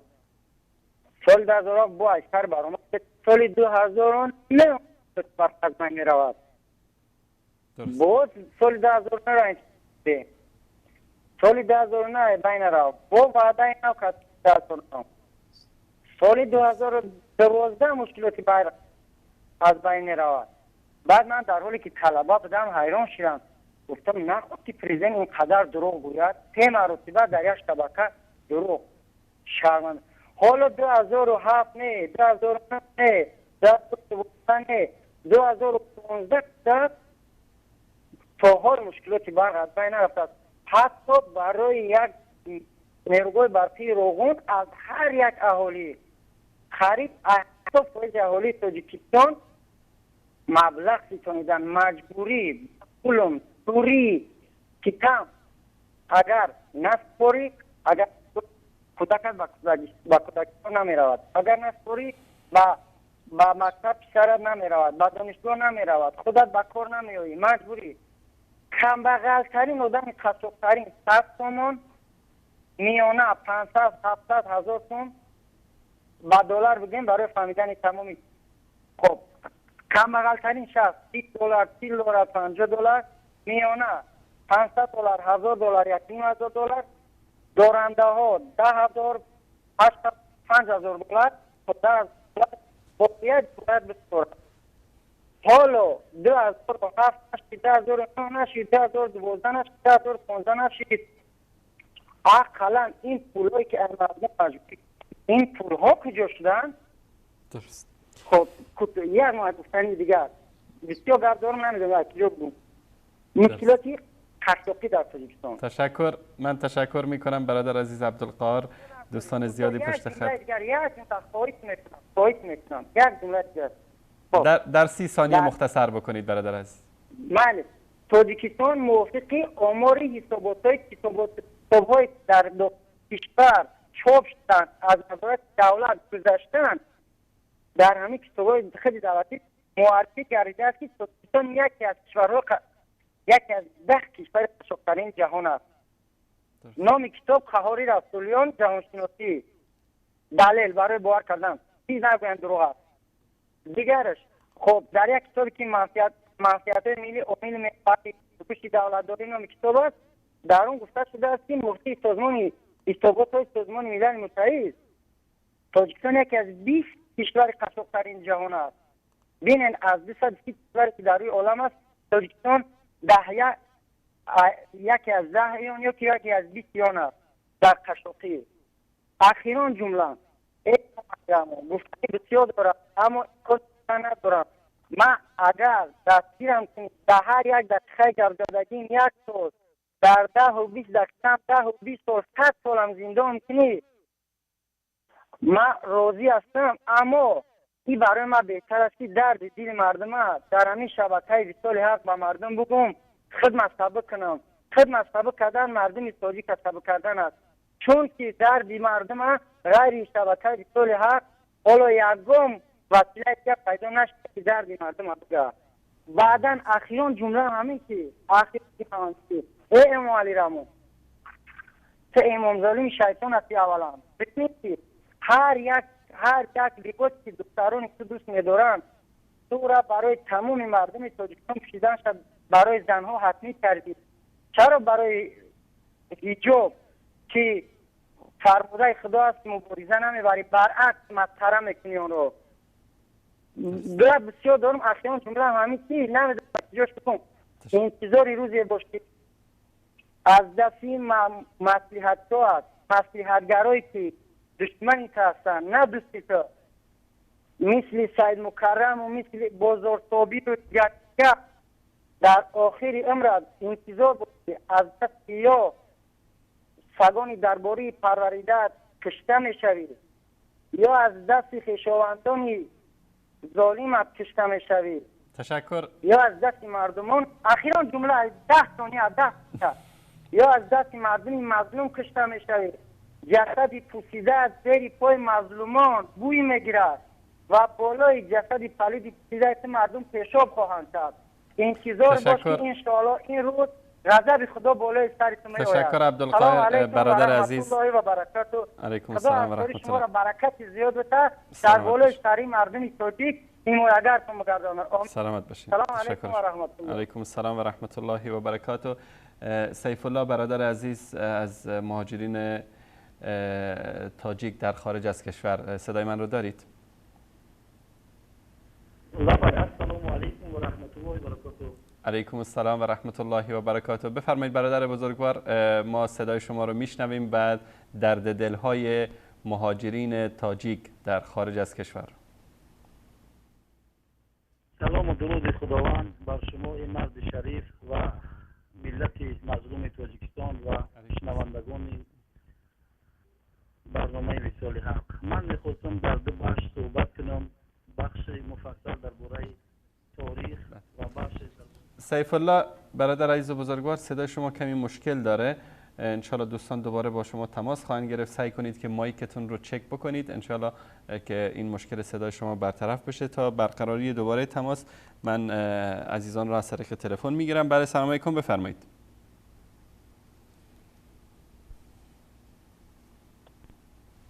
بله تماس قطع شد. از طریق اسکایپ برادر عزیز احسان از تاجیکستان، بفرمایید.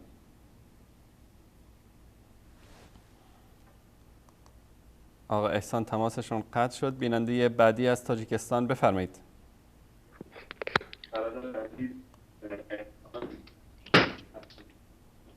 بفرمایید.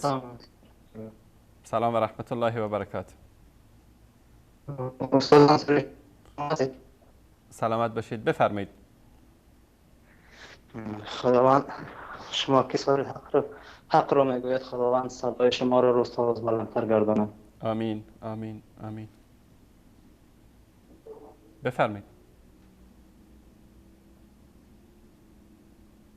چیزی گفتنی است من در روسیه. بله بفرمایید برادر عزیز، از فرصت استفاده کنید و صدای تلویزیون رو ببندید. بفرمایید. خب من عذر میخوام از این عزیزمون، مثل که مشکل داشت اسکایپیشون. تماس بعدی برای سلام علیکم.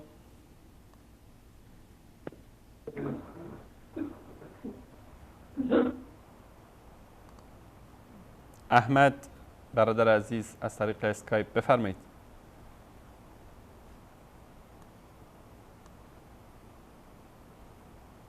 خب تماس‌های اسکایپ مثل این که مشکل داره از عزیزان تاجیک. من از طریق تلفن میگیرم. بله سلام علیکم، بفرمایید.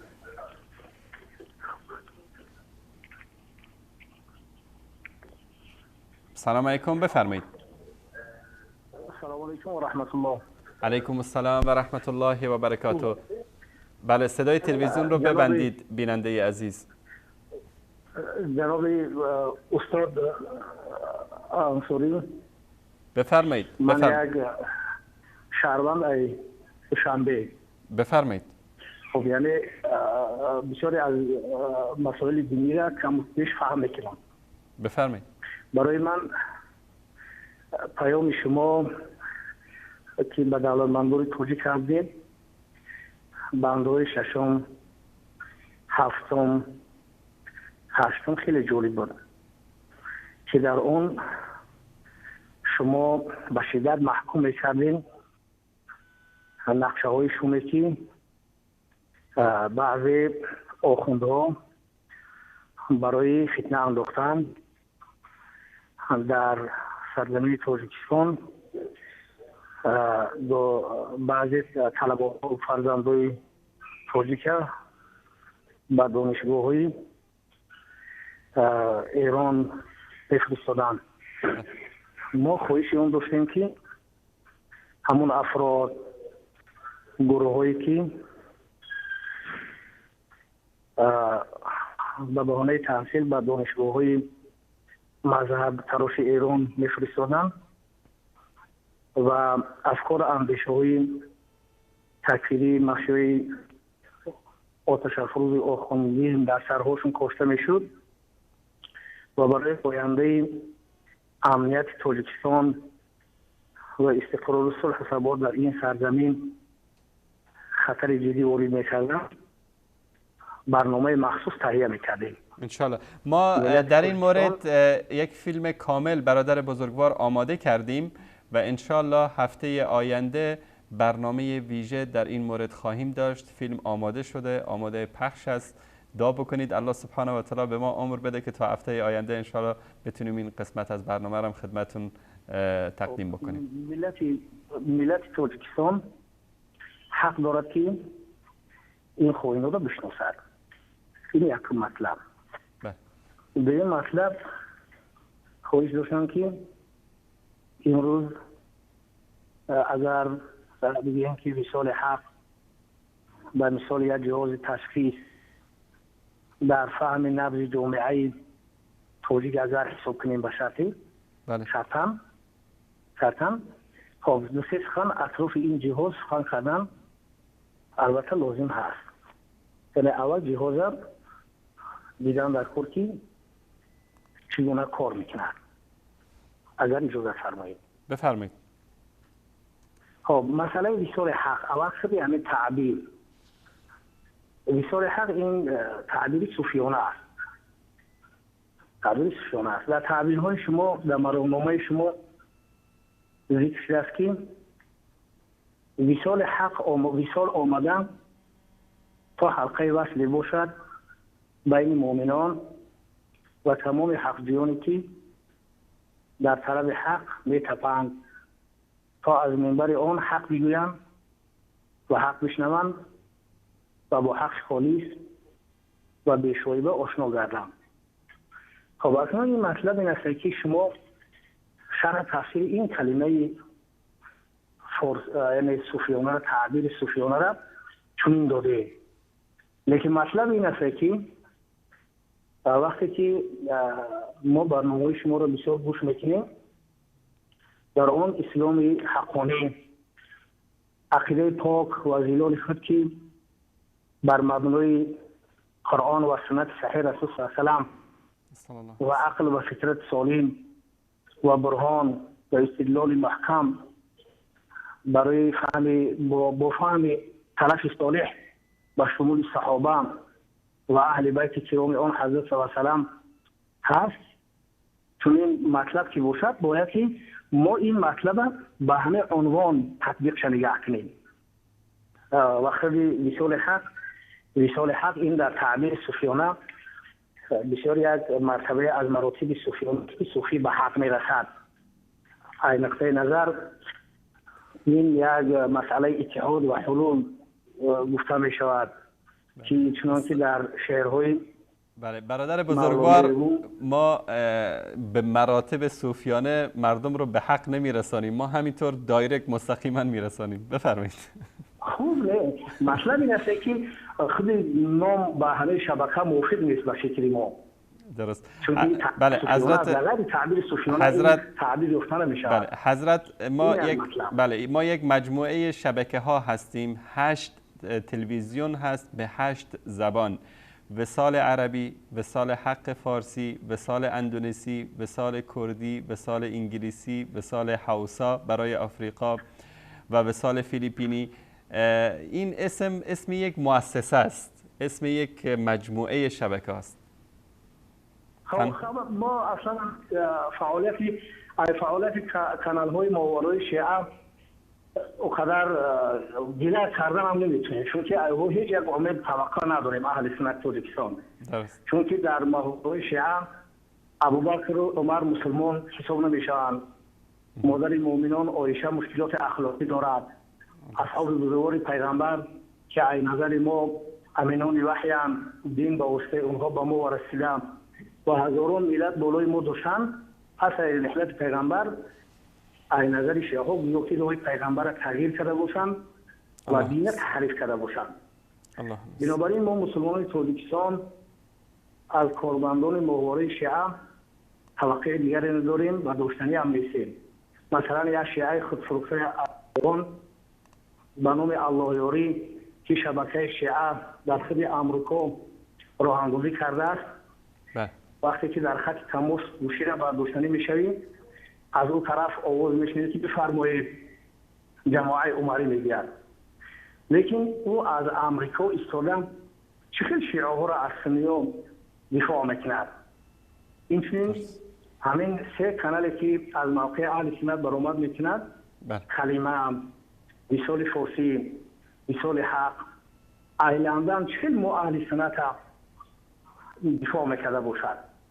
این مطلب بسیار یک دوی نوزیکی دارد. دویم یک مسئله اخلاقی دینی نیست، مطرح کردنی هستم.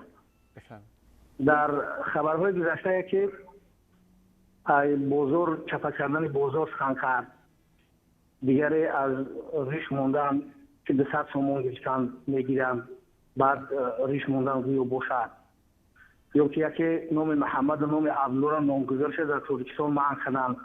همه خیلی خانهایی که اینها هیچ یک کدوم صحت ندارن، بیشتر اینها صحت ندارن. خوشمند بدیم که موافق اخلاق قرآنی عمل گرفته شود. آیه کریمه یا ایها الذین آمنوا ان جاءکم فاسق بنبأ فتبینوا ان تصیبوا قوما بجهاله فتصبحوا علی ما فعلتم نادمین. در این مطلب نیز باید که از دایره حق ما باید بیرون نباشیم. دایره عدل، دایره حق این چیزی هست که همه مسلمان ها باید که اطراف حق و اطراف عدل دور بزنند. از اینجا قرآن کریم میفرماید که ولا یجرمنکم شنآن قوم ان لا تعدلوا اعدلوا هو اقرب للتقوی.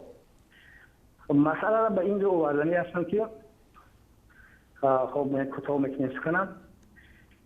مسئله ریش گرفتن، مسئله حجاب داشتن، اینا البته عملهای اسلامی هم. یکی حجاب یعنی اصلا بگیم فرض، سطر فرض زن مسلمان یعنی تمام بدنش هست با جز روی، با جز پنجه دست، با جز پنجه پا در نماز و در غیر نماز.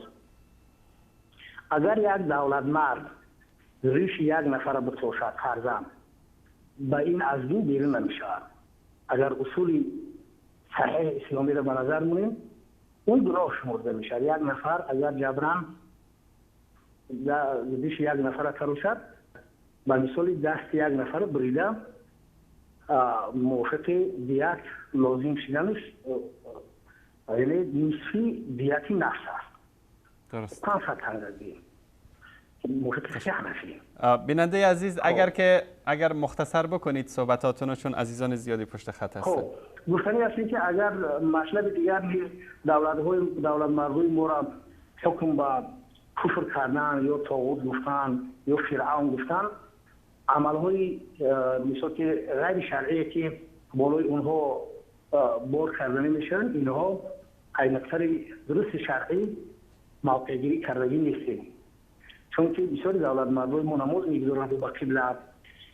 در حدیث مبارکی که جناب پیامبر صلوات الله علیه و سلامه فرمودند که روایت حضرت انس بن مالک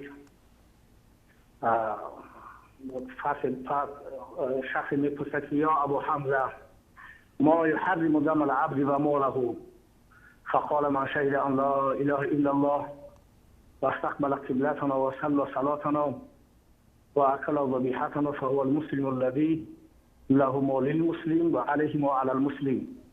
این در حدیث دیگر انس بن مالک قال رسول الله صلی الله علیه و سلم ما صلى صلاتنا و استقبل قبلتنا من بیننده عزیز من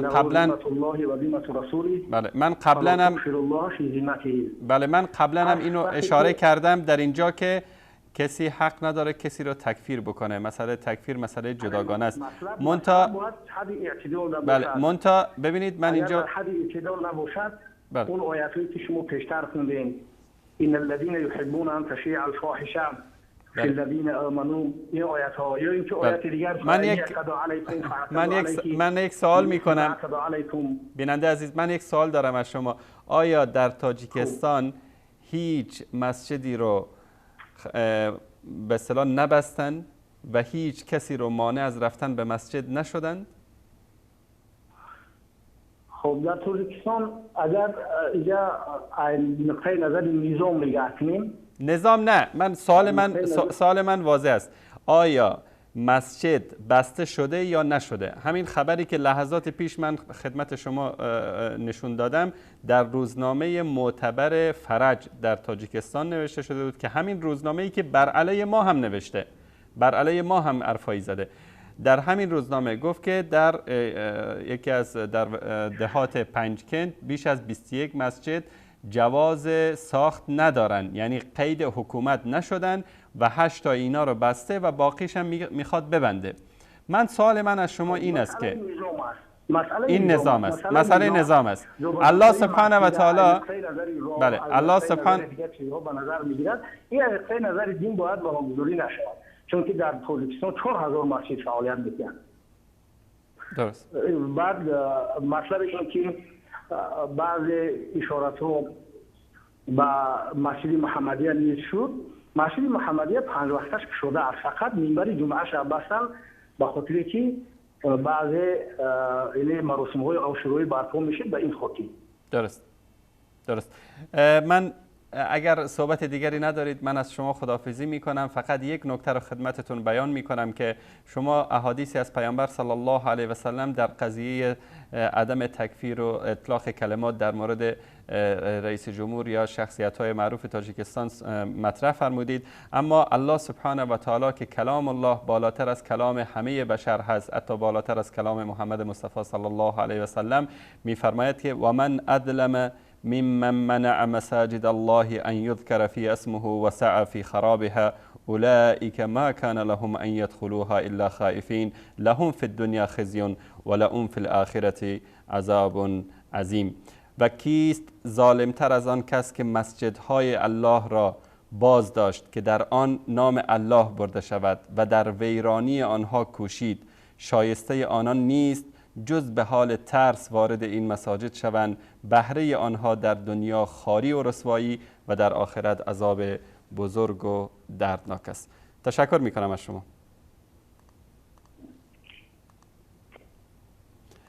خب دوستان، بیننده بعدی رو میگیریم از طریق تلفن. مثل اینکه عزیز ما از مهاجر تاجیک در خارج از تاجیکستان آقای سیف الله وصل نشد تماس ایشون. بله، سلام علیکم، بفرمایید. سلام و رحمت الله، بفرمایید. علیکم السلام و رحمت الله و برکاته. رسال حق، بفرمایید. استاد انصاری هستم، صدای شما داره پخش میشه در استودیو، بفرمایید. ماشاءالله، خداوند حوال شما را جزای خیر بشه. استاد سلامت باشید. جواب این نماینده دولت کنان پشتیبانی از سروران این ظالمی تاجیکستان کرده ایستاده بودند، من یک نکته را پیشکش میکنم که چنان فرمودند پیشوایان ما که آدم از ببصری بندگی آدم کرد. حضرت اقبال میفرماید این را گوهری داشت ولی نزد قباد و جمع کرد. این ز اخلاق خودآمیز سگان خوارتر است. من ندیدم که سگ پیش سگ سرخم کرد. از این گونه اشخاص و تا نماینده دین و مفتیات تاجیکستان که مکرم هستند نزد بشر سجده میکنند و اطاعت از امر الله سرپیچی میکنند، آیا از خداوند نمیترسند؟ آیا فکر آن روز را نمیکنند که نزد الله محشور میشوند و الله از اونها این روز را هر دقیقه و هر لحظه ای که در اونها عمر داده بود پرسان میشود و اینها گفتنی هستند که بازگردید از این جنگ و از این نیتی که بر ضد کلام الله و دین حق الله کرده اید. الله بر شما فرصت داده است حالا توبه بکنید، بازگردید. اما ولا یؤخر الله نفسا اذا جاء عجلها. الله میفرماید وقتی که اجلهای شما در حلقوم شما که آمد توبه شما قبول نمی شود. به همین خاطر از تکاتک این مردم ظالمی که در بالای حکومت هستند خواهش میکنم که از این نیت و از این صادق بر ضد دین خدا و این شریعت غرای محمدی که نیت کردن و شروع جنگ کرده ایستاده هستند بازگردند، زیرا اینکه این دین هست، دین حق، دین هست پاکیزگی و برادری، احترام کلامان و نسبت خدا رحم و شفقت. در این تاجیکستان که ما 99% او سر کرده از جناب عالی دعوای مسلمانی میکنند، پس چرا بانگ اذان را منع میکنند؟ چرا نمیخواهند که بانگ اذان که ندای نام الله و نام رسول الله و دعوت مردم به سوی حق و راه حق نمیگذارند که او را از منبرها دعوت بشود؟ من نمیدانم که اکنون در تاجیکستان چی میخواد علمایی که بالای منبر هستند و در برابر این گونه ناحقی چشم میپوشند. آیا نمیدانند که الله از اونها را پرسان میشود؟ روزی که اونها از این وظیفه ها میروند نزد الله حضور میگیرند، الله از نفسهای دادگی و از عمر دادگی و از رزق دادگی از اونها، از تکاتک این علمایی که امروز پشتیبانی از لب میکنن و از این راهبران این گونه ملت تاجیک میکنند که تاجیکستان مسجدها آباد است، نمازگزاران هستند، اما هر جمعه که در روزهای جمعه که امر معروف شود فقط اخبارات دعوت منبر تنها جای سخن خدا منبری رسول الله و سخن حق است، نه اینکه سخن یگان جناب وزیر و دیگر اشخاص مالدار باشد.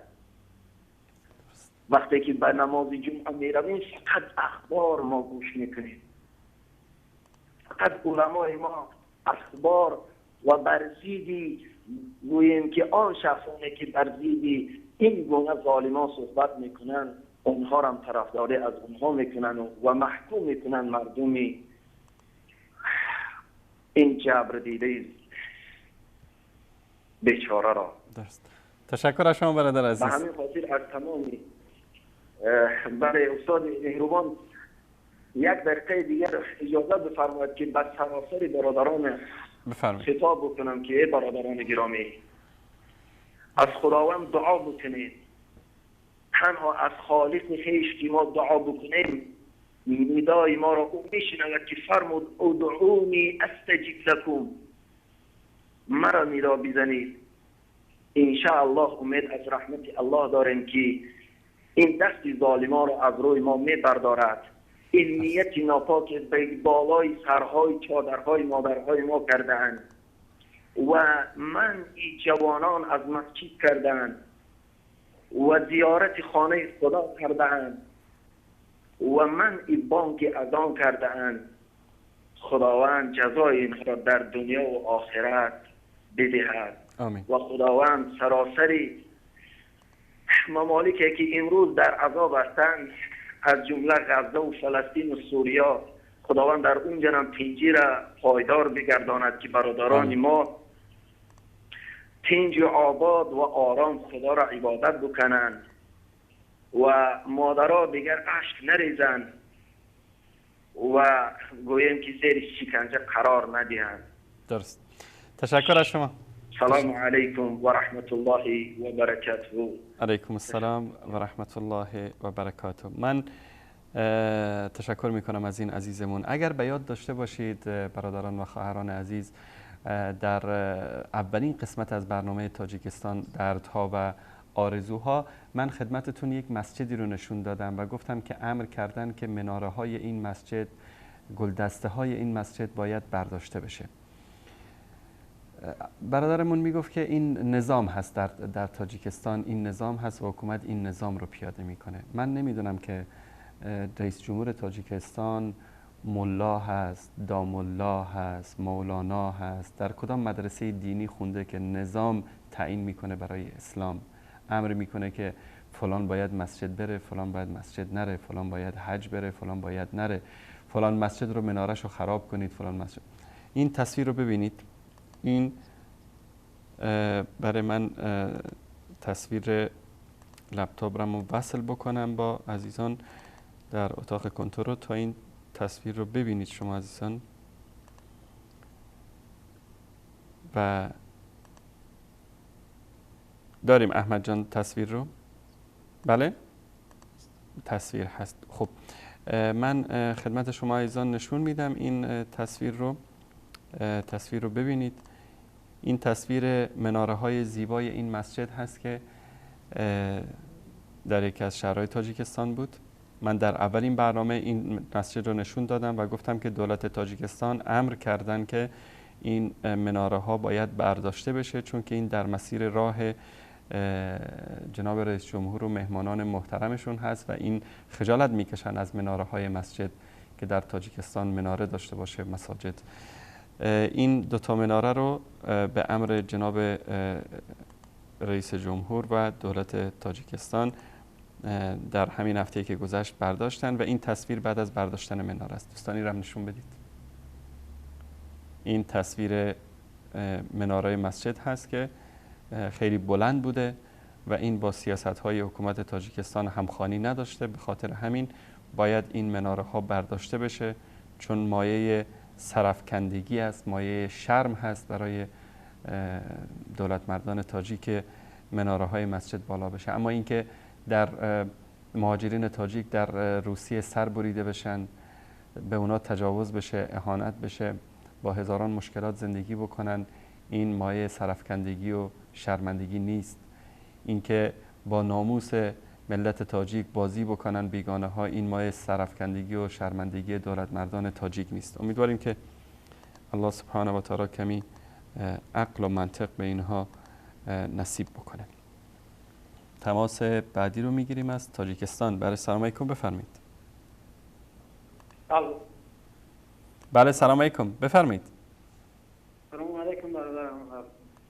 علیکم السلام و رحمت الله و برکاته. السلام علیکم و رحمت الله و برکاته. علیکم السلام و رحمت الله و برکاته. بفرمایید. برادر وصال حق است؟ وصال حق، صدا شما داره پخش میشه. اما بعد سلام علیکم و رحمت الله و برکاته. قال الله تبارک و تعالی في الكتاب المحكم بسم الله الرحمن الرحیم ولن ترضى عنك اليهود ولا النصارى حتى تتبع ملتهم. صدق الله العظیم. خداوند تبارک تعالی در این آیه فرموده است یهود و نصارا از شما شاد نمی شود، یعنی یهود و نصارا از شما خرسند نمی شود مگر در صورتی از شما شاد و خرسند می شود که منهج یهود و نصارا را چکار کنیم پیش بگیریم. منهج اینها چیه؟ منهج اینها یعنی منهج یهود و نصارا پیروی کردن از دموکراسی است. دموکراسی از ما و شما مسلمان ها چی میخواهند؟ دموکراسی از ما و شما مسلمان ها بستن مساجد رو میخواهند و گرفتن سطر مسلمان ها را میخواهند و گرفتن ریش ها را میخواهند و از تعلیم دادن گرفتن را منع کردنش میخواهند و از آن را دادن را یعنی از بین بردن را میخواهند. و این رژیم یک رژیمی هست که یهود و نصارا بالای مسلمان ها آوردن به نام دموکراسی. دموکراسی از ما و شما بردن دین را میخواهد، ضعیف کردن اسلام را میخواهد، ضعیف کردن مسلمان ها را میخواهد. و الله تبارک و تعالی در دیگر جای قرآن فرمود و ما یبتغی غیر اسلام دینا فلا یقبل منه و هو فی الاخرة من الخاسرین. هر آن کسی که پیروی از دموکراسی که علیه دین اسلام می جنگد پیروی میکنه و هو فی الاخرة من الخاسرین، فردای قیامت از جمله خاسران برمیخیزد. و بعد هم الله تبارک و تعالی در سوره ابراهیم فرمود ان الذين يستحبون الحياة الدنيا على الآخرة ويصدون عن سبيل الله واولئك في ضلال مبين. و این منصبدارانی که و این علماهایی که امروز حقیقت را میبینند، امروز میبینند که نفوذ اسلام بلند خسته هست، به زمین همین علیه اسلام نقشه ها میکشند، یعنی منبرها یعنی میزنه ها را چکو میکنند، یعنی خراب میکنند، یعنی مسلمان ها را اذیت میکنند، یعنی میخواهند که یعنی نور اسلام را از بین برند. به خاطر چی؟ به خاطر مال، به خاطر پول، به خاطر منصب و اولئک به خاطر منصب اولئک فی ضلال مبین. اونها کسانی هستند که در گمراهی آشکار هستند. و هر آن کسی که در دموکراسی رضا هست و کمک در دموکراسی که علیه اسلام میکنن، پیامبر اکرم صلی الله علیه و آله فرمود رضا الکفر کفر، رضای در کفر کفر. به همین خاطر برادرها و از شما خواهش دارم ای مسلمان ها، وظیفه ما و شما مسئولیتی از دین هست. فردا روز قیامت هر یکی ما و شما مسئول هستیم، هر یکی ما و شما جواب میدیم. و او برادرایی که از کمیته دین در تماس با ما و شما که یعنی در تاجیکستان همه تنج آباد آرام هست، روش سیاه کردگی هست. هر اذیت ها، هر ظلم ها، هر ناحقی و ناعدالتی هست علیه مسلمان های تاجیک هست و خیلی ما شاهد هستیم. امروز در تاجیکستان ریش گرفتن یک نمونه هست، سطر گرفتن یک نمونه هست، بستن اذان و مساجد یک نمونه هست، ظلم کردن یک نمونه هست که چون که پیامبر اکرم صلی الله علیه و سلم فرمود از ظلم من ظلمات یوم القیامه، ظلم یک از تاریکی قیامت. چراغ ظلم ظالم تا دم محشر نمیسوزد، اگر شب سوزد شب دیگر نمیسوزد. تشکر از شما برادر عزیز. تشکر از شما. سلام علیکم. علیکم السلام و رحمت الله و برکاته. تشکر میکنم از این برادر عزیز بزرگوارمون از تاجیکستان. تماس بعدی. بله سلام علیکم، بفرمایید. سلام علیکم و رحمت الله و برکاته. علیکم السلام و رحمت الله و برکاته. من برادر شما محمد به تماس بر اومدم و به استاد عزیز محمد انصاری و به همکاران این استاد تشکر میگویم. سلامت باشید. که درد و ملت تاجیکستان را بیان میکنند. الله شما را و همه برادران ما را حفظ بگرداند. آمین آمین. سلامت باشید. بفرمایید. در واقع خیلی خرسند هستیم که مثل شما برادر داریم و اون برادرانی که پیشتر سخن کردند شنیدیم و به خلاصه آمدم که درد ملت تاجیکستان در خود مردم تاجیکستان است، در کمبودی مردم تاجیکستان است. چرا که هست که علما میگن کیف تکونو یولى علیکم، چگونه باشید همان گونه به سر شما حاکمان خواهد آمد. چگونه بدین رفتار کنید همان گونه در بالای شما رهبران خواهد آمد که به شما یا ظلم میکنند یا دین شما را، قدر و عزت شما را نگاه بینی میکنند. البته امروز جوانان تاجیک برادر و خواهران ما چقدر از اسلام چقدر از عقیده دور شدند. ما تا آن زمانی که خودمان را تغییر ندهیم هیچگاه خود به خود تغییر نخواهیم یافت. الله رب العزة والجلال میگوید که ان الله لا یغیر ما بقوم حتى یغیر ما بانفسهم. الله شما را تغییر نمیدهد، خود به خود تغییر نمیدهد مگر همان زمان شما را تغییر خواهد داد که خود شما خودتان را تغییر بدهید. البته ظلم ها وجود دارد، کمبودی ها وجود دارد. این سببش این است که ما از منهج حقیقی ربانی، از منهج رسول اکرم صلی الله علیه و سلم دور شدیم. من یک برادر کوچک شما برادران تاجیک به همه خواهر و مادران و مردم ندا میکنم و میگم که بیایید به منهج سنت بازگردیم، بیاییم گفته های الله و رسول الله را زنده بکنیم و عزت خود را دوباره زنده بکنیم. و اولین راهی که به این عزت ما را داخل میکند ما خود و فرزندانمان را به توحید تربیه بکنیم تا که عزت یابیم. و این یک پیشنهاد من به برادران بود و البته اون کسانی که ظلم را میگن که وجود ندارد، هیچ کمبودی وجود ندارد، اونها دروغگو هستند و اونها هم به این دروغگویشان در نزد الله جواب خواهند داد. چرا که در یک معیده ترین جایی که منطقه‌ای که ما زندگی میکنیم تمام ریشداران را بله. خب تماس این عزیزمون قطع شد. من دوست داشتم که صحبتاشون تکمیل بشه. در تایید صحبتهای این عزیز میگم که علامه اقبال لاهوری رحمت الله علیه میگه که خدا آن ملتی را سروری داد که تقدیرش به دست خیش بنوشت، به آن ملت سر و کاری ندارد که دهقانش برای دیگری کشت. تماس بعدی رو هم میگیریم از طریق تلفن. بیننده عزیزمون فکر کنم از آلمان باشه. بله سلام علیکم، بفرمایید. سلام علیکم بیننده عزیز، صدای تلویزیونتون رو ببندید.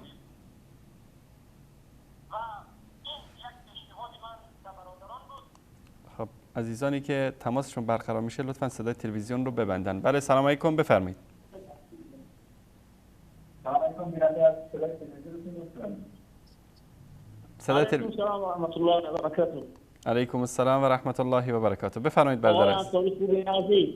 سلامت باشید. من یک لحظه بیننده گرامی، فقط یک ثانیه، من جهت اطلاع بینندگان عزیز بگم که این بیننده‌ای که تماس گرفتن و گفتن که این مسائل دروغ است و تاجیکستان مشکلی ندارد و تینج است و اینا. ایشون داملا معروف سرخطیب مسجد سراسیاب شهر دوشنبه بودن. این رو دوستان به من اطلاع دادن. تشکر میکنم. بفرمایید برادر عزیز. بفرمایید، صدای تلویزیون رو ببندید. بفرمایید. بیننده عزیز بفرمایید. آقای انصاری، ما گفتن برادر پیشین هم میگویم که هم عجب دروغ است. بله. هر یکی گو که دروغ میگه ریش میتراسن سطر نمیمونن. الله المستعان. الله المستعان. تشکر از شما. تشکر برادر عزیز. بله، سلام علیکم. بفرمایید. سلام علیکم و رحمت الله. علیکم السلام و رحمت الله و برکاته. آقای انصاری؟ بفرمایید. انصاری، ما از تاجیکستان. بفرمایید برادر عزیز از تاجیکستان. بفرمایید. الحال که باشون ایشون استاد داملو معروف بود که همه نقطه‌های دروغی نمی‌بود. یکی از همون مفتی است و او موارد مقصودش من باب شیعه و دیگر همون مقصدش البته ایشون بد کردنی بود. ایشون بسیار مرد بزرگه، هر چیزی که هست ایشون انسانی حق‌دو هست و برابر ایشون تمام مسلمانانی که هستند اونها خیلی انسان‌های سوزدل هستند، اونها جگر سوخته‌های دین هستند در منطقه ما. و اون انسانی که برای شما بود اون ملا معروف فروخته شده در نزد حکومت های ما یکی از منده ها عبدالله خیده همیشه دوستدار دین خدا پیامبر و امیدوار هستم که همیشه اون در بین مردم نشان شد که اون خیلی اون بسیار هستند فروخته شده برومره این حال ده ملا معروف برای خود تشکر از شما. تشکر بیننده. زنده باشید. زنده باشید. خدا نگهدارتون. همه علمای حقگو، علمای آزاد در تاجیکستان و در سراسر جهان اسلامی از هر مذهبی که باشد، حنفی باشه، شافعی باشه، مالکی باشه، حنبلی باشه، و انسانهای آزاده، شیعه است، سنی است، یهودی است، نصرانی است، کمونیست است، از هر ایدئولوژی که است، اما آزاد است، غلام نیست، بنده نیست. همه اونها مورد احترام هستند. اما کسی که بخواد به خاطر 4 قران دنیا دین خودش رو بفروشه، ملت خودش رو بفروشه، این رو ملت با اونها معامله خواهند کرد و ان شاء الله ما در زندگی خودمون شاهد خواهیم بود. بله، سلام علیکم. بیننده عزیز تاجیک بفرمایید. السلام علیکم. علیکم السلام و رحمت الله و برکاته. بفرمایید. سلامت باشید. بفرمایید. دارید با من صحبت میکنید. صدای تلویزیون رو ببندید. السلام علیکم و رحمت الله و برکاته. علیکم السلام برادر بزرگوار. صدای تلویزیون رو ببندید. حضرت می‌خواستم یک به سخن راستین برای تاجیکستان و بینندگان یعنی تاجیکستان بگیم. بفرمایید. چون وقت برنامه داره به پایان میرسه، خیلی کوتاه در 1 دقیقه بفرمایید چون بتونیم صدای دیگر عزیزان رو بشنویم. 12 نفری که از طرف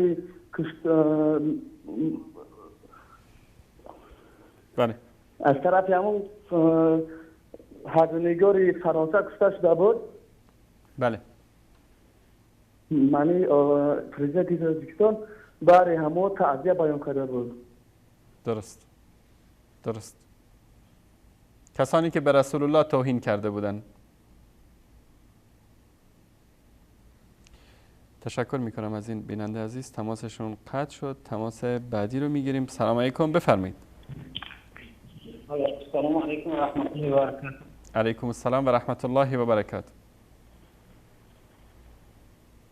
در دوره برادری که زن زد گفتن که مثلا در دوره کفر گفتن هر چیزی که مثلا این نظام است مثلا دیگر بود یا خشون از یک تیرفکرهای حکومت با خدا خواستم شما این اگر در تاجیکستان باشید نه یک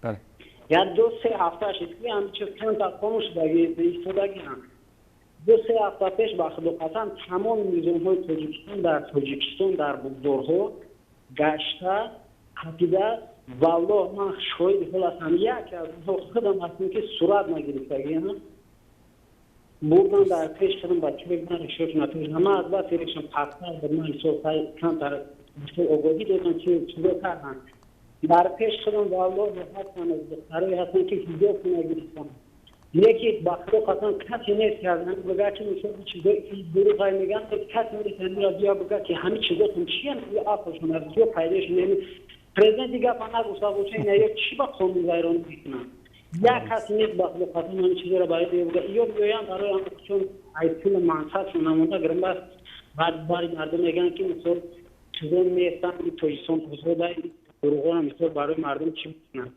دیگه بخدا قطعا یک اگر باشی مثال ببینی که مرازی ما دارن بزرگها اگر میشون مثلا ده دخترها از سراشون گرفتگی مخاطره به چرا میترسن زنهای هستن چون بیوه هستن یا هیچ چی ندارن بیو تنوع ندارن برای همین واقعا سرش بعضی چیزشون چی نکنیم ما فکر میکنیم با خط توجیه میدونن که دروغ میگن برای منصب مولفه چون هستن. درست. تشکر از شما. الله متعالفتون کنه. تماستون قطع شد. من معذرت میخوایم. بیننده بعدی سلام علیکم بفرمایید. سلام علیکم و رحمت الله و برکاته. علیکم السلام و رحمت الله و برکاته. استاد عزیز بخشش من اسم من نمیگیرم. بفرمایید. ما یک بیانیه دارم، یک پیام دارم به ملت تاجیک. بفرمایید. ملت تاجیک روز رسید که شما باید بیدار بشین. شما باید شما فکر اسلام بکنید. والله قسم استاد عزیز ما به خاطر مال گرفتن به خاطر آن ما نخواستم، فقط به خاطر الله خواستم و اون مولوهایی که امروز میخوازن میگن که تاجیکستان تنجی است، اینا من خوشرو میشناسن و منم اونا را خوشرو میشناسم. در باب طاغوت اصلا صحبت نمیکنم. در باب دشمنای دین اسلام اصلا صحبت نمیکنم. ما به خاطری که گپ حق میزدم، به خاطر زنا نگفتم، به خاطر دزدی نگفتم، از تاجیکستان رانده شدم. دوملا قاری شمسیدین در مسجد امینجان برای سخن حق زدنشه، کگب امنیت هم که زدنشه باید در هجرت قرار دارد. دوملا حاجی میرزا اشان نوریدین تمام اینو والله قسم وقتی که دعوتشون بس چی زنا زیاد چی دزدی زیاد چی. خود در تاجیکستان اگر شما شاهدی حال باشین مادر ما حکومتی های رویش کردن گفتم برای مسجد محکم که یک همونجا شیرمرد قریب کلای اوچه مرا میگرفت مادری مرا به خاطر چی مجبور کردن که همونجا محله شما برین مسجد محکم کنین. من خودم گفتم مادر جان بگردی والله در نزد الله جواب میگی. من خودم تحصیل میکردم در انستیتوتی که 4-5 سال پیش بود استاد عزیز. هر یک تمام اومدن همه یک سردار بود، همه شپلاق زده، همه یک خواهر سطرش ای سرش گرفت. من او وقت اینقدر نامرد بودم که عقل نگرفت که بگم که دفاع کنم از اسلام. بعد که هجرت کردیم اسلام فهمیدیم آمدیم تاجیکستان استاد عزیز والله قسم اولین اینکه همون امنیت ها چون خانه آمدن گفتن که تو چرا در تحصیل اسلام بودی. شما اهمیت دادین اکثر انسانایی که اسلام هم فهمن در مهاجرت هم. به چی خاطر؟ به خاطر الله، به خاطر سخن حق. ما غریب شدگیم. باور کنین استاد عزیز امروز ما فرصت همچون فرصت شما را هم که استفاده میبریم همین کانال الله شما را حفاظت کنه حق به همین طریق ما میفهمونیم انشاءالله. ای مردمی که امروز میگن در تاجیکستان آبادن یک بار شما ای الله بترسین. چی به الله در قرآن میفرماید که او پیش شما میان منافقا میگن ما ایمان آوردگیم به الله و به رسول. اگر وقتی که بگویی که بیا حکم کنیم به قرآن و سنت اونا رو میگردونن. سوره نیسا رو نظر بکنین. سوره نیسا رو نظر بکنین آیه 60 و 65 آشکارا الله میفرماید شما را میفرماید ملاهایی که درباره شدگی هستین. شما افت همون مکرون نگاه کنین، همون مفتی تاجیکستان اصلا ریش نداره. در مدرسه اینجا من میخوندم استاد عزیز، اونجا من میبخشین یا فاحشه خانه بگیم خطا نمیکنیم. میفهمین استاد عزیز؟ این قدر ظلمه که در تاجیکستان رفته است، والله قسم نه در روسیه نه در حتی من نمیدونم کدام دولت شهرش بگیرم که این ظلم من در یکون کنج دنیا ندیدم. نخواه که انسان به خاطری که بگه که زینا نکه، عرق نکه، دولت آباد که بگیری 21 سال ترمش کنی. این در کجام در عقل تو نمیگیرد. این ای فرعون گذراندن. باور کنید استاد عزیز، شما میگین که چرا سکوت هستن مولاهای امروزه؟ به خاطر سکوت هستن که اونا را خانگیشون ضرر میتین، اونا را از دختراشون پرسان میشون. من یک برادر نامش نمیگیرم، وقتی تهمتش کردن به گردن نگرفت هیچی را، چرا مادرش در پیشش زینو کردن ایشیدین؟ به گردن گرفت کو مرین با هموهاتون کمپیری 63 ساله را شما زینو کردن ایدین در بر مرد مسلمان. اینا گجاز عدل. استاد عزیز، من شما را همه قدر خواهش دارم که با او انسانایی که امروز میبرن او طاغوت هست. چی خیلی شما میگین که ما در این موضوعی که درباره شما میگین که ما به حجت گپ میزنیم. اوخه ببینین تفسیر ببینین. اوخه سبحان الله چندین چیزهایی هست که استاد عزیز والله قسم من میتونم بازی از روی آیات از روی سنت انا مقصد اثبات کنم. لیکن استاد عزیز کارا نمیکند این گروه ده. این گروهی که در آمد امروز واجب میگد، فرض میگد، سایه الله میگد. من از شما خواهش میکردم که بر استاد عزیز زیدی همیشه گروه هم صحبت کنین. نترسین استاد عزیز انشاءالله الرحمن. والله از این هفته تا اون هفته من انتظار میشم که شما را آواز کنم. ما در یک جا غریبی در قرار داریم، این منتظر میشم که آواز تاجیکی بفهمیم، درد ملت را بفهمیم.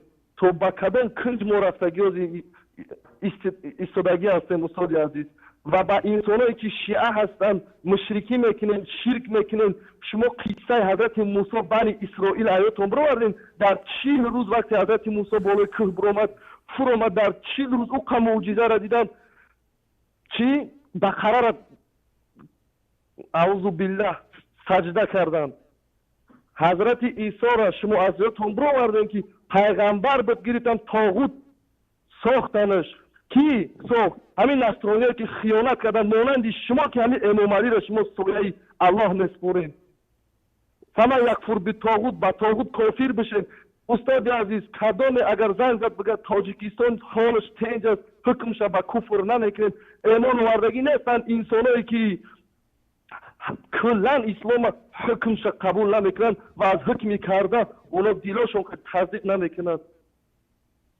استاد عزیز و من یک چیز دیگه گفتنی هستم بر همین شیعه هایی که میگم که یا علی یا حسین. وقتی که من چون بحث کردم گفتم که میشود که حضرت عیسی ولی موت دیدگی نیست، از مردن دیدگی نیست، از نزد الله است.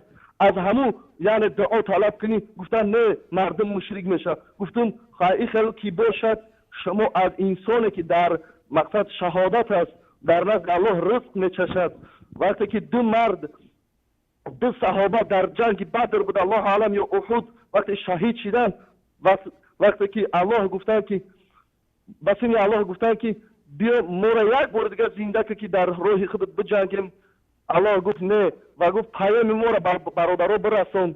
به الله که به برادرها رسون. گفت که کسانی که در راه الله می جنگن او را مرده نگین، او زنده هستند و در نزد الله رزق یافته خورده ایستند.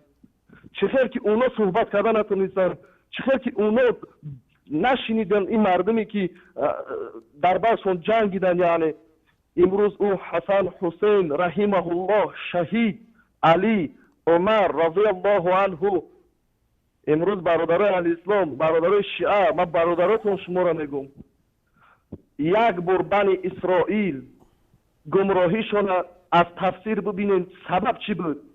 سبب انمون ملوهای بود که امروز انم خیلی ظالما را چی گفتن؟ سایه الله اطاعتش واجب، زیدش گپ نزنین، خوارج میشین. اتق الله. انشاءالله آقای انصاری ما زیاد صحبت نمیکنیم، در دیگر برادرها صحبت نمیکنیم. تشکر از شما. اگر یک انا خواهش بود، ای پرزیدنت بفرمایید، ای طاغوت، این پرزیدنت که معمر قدافی که بود گذشت چگونه ایرا حکم کردن؟ از همه عبرت بگی، همه خبر از نام برادرانی که در راه الله به خاطر دین خستگن، نه به خاطر منصب، نه به خاطر مهاجرت، فقط به خاطر دین. جزاکم الله خیرا. استاد عزیز بخشش زیاده که انا با لهجه تاجیکی از اسلام خیلی کم صحبت کردم، از آیات قرآن، به خاطر مقصد تاجیکی ما همه خیلی لهجه را میفهمد. سلامت باشید. جزاکم الله خیر و تشکر از شما. زنده باشید. الله مطالب ستون کن. تشکر از شما. سیف الله برادر عزیز و بزرگوار، مهاجر تاجیک، بالاخره شما وصل شدید. سلام علیکم. السلام علیکم و رحمت الله و برکاته. علیکم السلام و رحمت الله و برکاته. و من عذر میخوام برادر بزرگوار از اینکه شما منتظر ماندید. مشکل در صدا بود که الحمدلله برطرف شد. ما صدای شما رو میشنویم و درد دل شما رو به گوش جهانیان و فارسی زبانان عزیز میرسانیم. بفرمایید. من میخواستم در دو بخش مفصلا، در بخش تاریخ و در بخش مهاجرت صحبت کنم. بفرمایید. از عصر گذشته، از 18 عصر گذشته که با سوی دولت ما تاجیکان سمرقند و بخارا وقتی که شوروی و حکومت شوروی حمله کرد تا سالهای 55 بزرگان ملت ما را کشتند، زندانی کردند. حالا یک فضایی داشتند که تو اینکه میخواستند که مردم ما را بیدین کنند، مردم ما را از فرهنگ کنند. الحمدلله رب العالمین این نعمت، این گوهر بی ارزش باباهای ما، پدرای ما در سینه‌هاشو گرفتند تا برهم خوردن شوروی سال 90 عصر گذشته. گرگان مسان‌ها، تریونیست‌ها، گرگان بیرونی با مزدوران درونی خودشان چیکار کردند؟ با یک بارگه بر ملت ما چنگ زدند تا که از 90 در مدت از 90 سال میلادی از عصر گذشته تا این در مدت 24 سال بیش از 200,000 بزرگان ملت ما را اینا کشتند، دارند کشته‌اند. آخران بزرگ ابوالمرد ما حاجی عمر شهید بزرگوار اگر در ترکیه بینه یک مرد بی‌نظیر شهادت رساندند. همین گرگان همگی در تاجیکستان 6 ماه جنگ بود.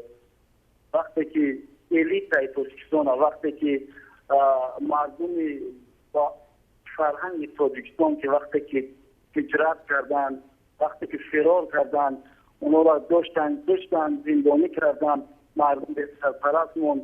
این مسان ها همین امام علی را وارده و سر قدرت موندند. تا حال دولت شور مکنت میکشد. خلاص گپ وقتی که این را به سر قدرت اومد، تاجیکستان ما نه تنها برای ملت ما را یک زواد فابریکه کرد، بلکه تاجیکستان ما زواد فابریکه داشت. تاجیکستان ما چهارراها داشت، میلیون سر بزرگستان چهارراه داشت. تاجیکستان ما در وقت حکومت سوویت یک از بهترین دولت‌های بود که الحمدلله رب العالمین در سوی علم، در سوی اقتصادیات یک وطن بود که اگراری کشاورزی بود که 20% حکومت سوویت را چیکار میکرد؟ از میوه‌جات تامین میکرد. یک ملت سربلند بود، الحمدلله با فرهنگ بود، با علم بود. چیکار کرد؟ وقتی که زخاک آوردن در بالای ملت ما موندن، با دست چیکار کردن؟ ملت ما را بغار دارن، غارت میکنند. ما برای مهاجرت گپ میزنم. 80% ملت تاجیکستان محتاج به مهاجرت است.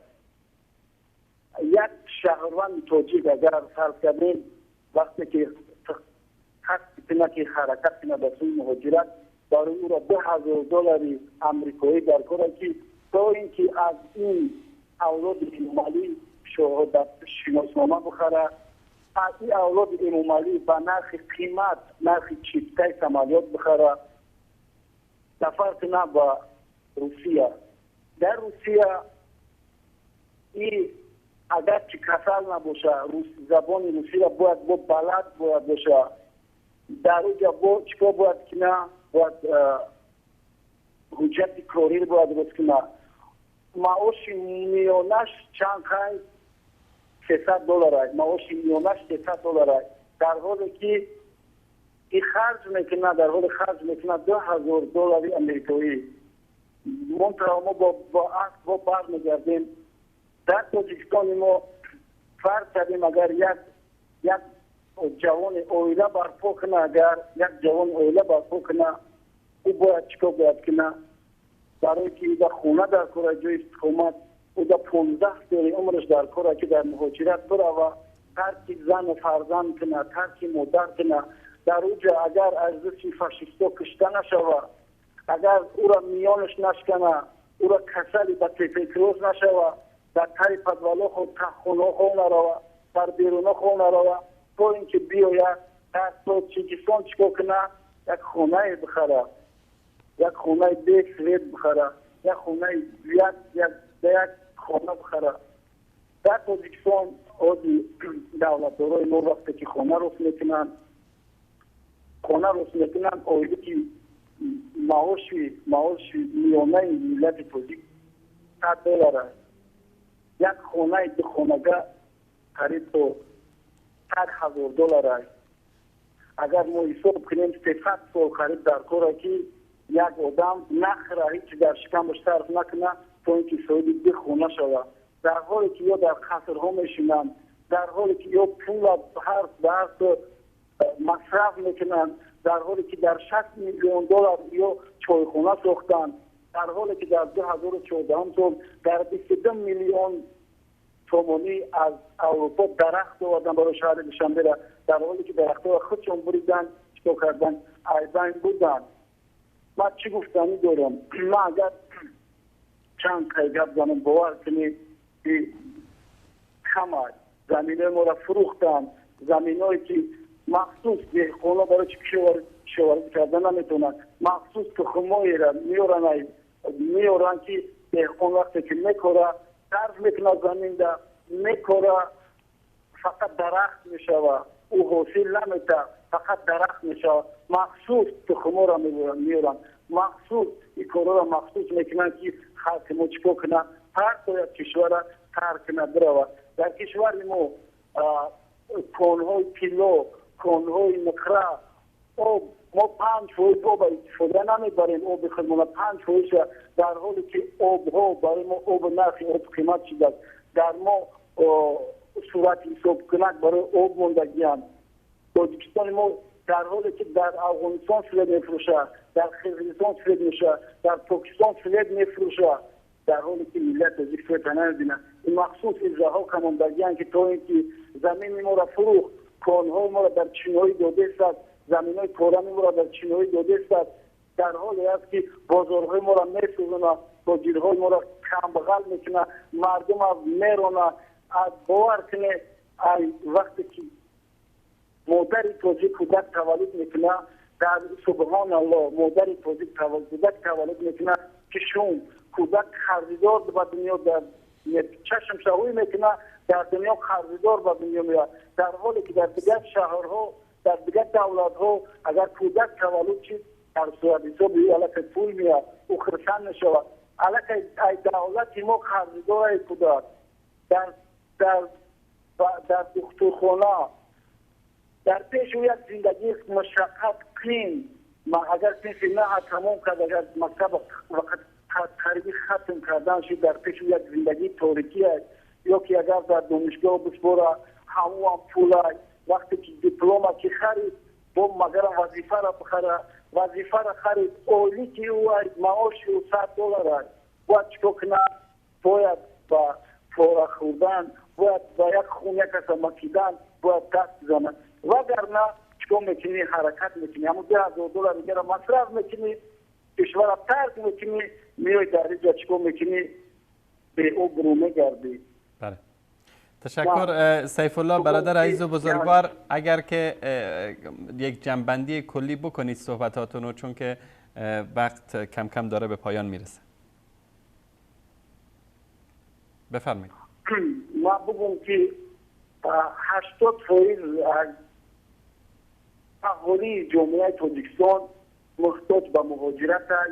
20% دیگه که در همون دوران کار و فعالیت میکنن اگر باشن فرض کردیم 15% تجارا باشن اگر 15% دیگه کارگرای همین امنیت و کارگرای دولتی باشن همین پولی که گردش مال همش ای مهاجرت است همه ای توماچتای ما را نواز بستگیان در وقت حکومت فریتی ای مچتای ما در وقت بیدینی از مچتای ما پول یا دروغ میگن یا خدای را هدایت کنه ای مچتو را در حالی که یا که کلف کدگیان نبود یا که مچتو که باید حجت بندی کنی در حجت بندی پول میگیرن این ظالم ها ای مچت نلوک میگیرن ای نلوک زمین میگیرن ای مچت نلوک آب میگیرن ای مچت نلوک تجار برای سوختار میگیرن برای اموال میگیرن از مچتو یا مچتو دوران با کم کم اگر یک جور آب بزنه پول خلق جمع میکنن میرون یا گنجه سود میکنن یا فقط در ماشین قیمت در کسرها میشونن فقط حرام میخرن میگردن ملیت تاجیک بدنام کردن در جهان ملیت جهاب یک دشمن خدای شدگی در پیشش این ملغایی که امامالی پرست یا دین امامالی شید مرحم استاد بله سیف الله برادر عزیز بفرمایید. در حالی که ما باور کنی ما چی بگم ما نمیتونم باور کنیم الله متعال شر اینا رو از سر ملت شریف تاجیکستان دور بگردانه برادر عزیز. در بعدی در هم خوبان شوروی ما در دولت ما کتابخانه بود در دولت ما باغچه کودکان بود در دولت ما فرماهای باغها بود همه رو همین امامالی خطی ظالما شکار کردن همه رو طلا و تاراج کردن همه رو گرفتن فروختن زمین ها را میفروشن زمین به نرخ گران میفروشن یک جوانی گفتم که جوان تاجیک اگر ازدواج کنه 15 سال عمرش صرف میکنه در غریبی تو یک خانه بخره و یک امید ما استاد ما برای چی در روسیه زندگی نمیکنیم در روسیه در همه جوش ارزان خونه ما میتونیم بریم خونه بریم استقامت کنیم همه شرایط مهیا نکه اینجا دولت دیگه کودکو بد اخلاق میشوند کودکو تربیت دیگه را میوان ما میخواهم ملت وقتی که ایمان که داره الحمدلله رب العالمین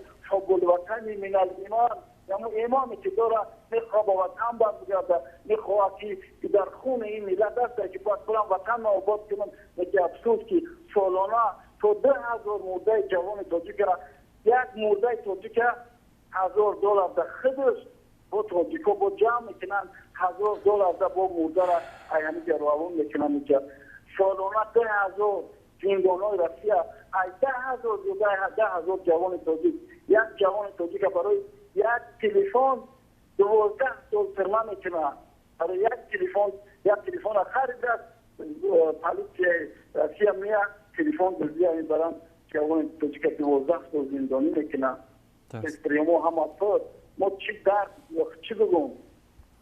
تشکر از شما برادر عزیز. تشکر از سیف الله برادر عزیز و گرامی مهاجر تاجیک. امیدواریم که الله سبحانه و تعالی به زودی با از بین بردن این ظالمان شما رو سالم و غانم انشاءالله به کشورتون برگردانه. تشکر از تماس شما. رحمت خدا خداوند ما در آخر یک گپ میگم برای همین ملای این والفرات پروردگار میگه بسم الله الرحمن الرحیم الیوم نختم علی افواههم و تکلمنا ایدیهم و تشهد ارجلهم بما كانوا یکسبون. شما همین آیه را خوشی فهمید که اینجا شما رو تصدیق میکنه، اینجا شما با اون لابتون دب میزنه، هر دو پیش خداوند اون لابا شما بسته میشه و زبان شما بسته میشه و بعد شما در نزد خداوند بعد شما رفتد با دهان با پا و دستا و پاتون شما میگیم اللهم صل علی محمد و علی آل و اصحاب محمد. رحمت خداوند شما را ای وارثای دین محمد به برنامه و صاحبای همین کانال خداوند شما را هدایت کنه، شما را حفاظت کنه، خداوند کشور ما را آزاد کنه. آمین. آمین. تشکر از شما. تشکر از تماس برادر رئیسمون آقای سیف الله مهاجر تاجیک در خارج از تاجیکستان که صحبت‌هاشون بیانگر دردها و رنج‌هایی بود که جوانان تاجیک در خارج از کشور میکشند. تماس بعدی برای سلام علیکم بفرمایید.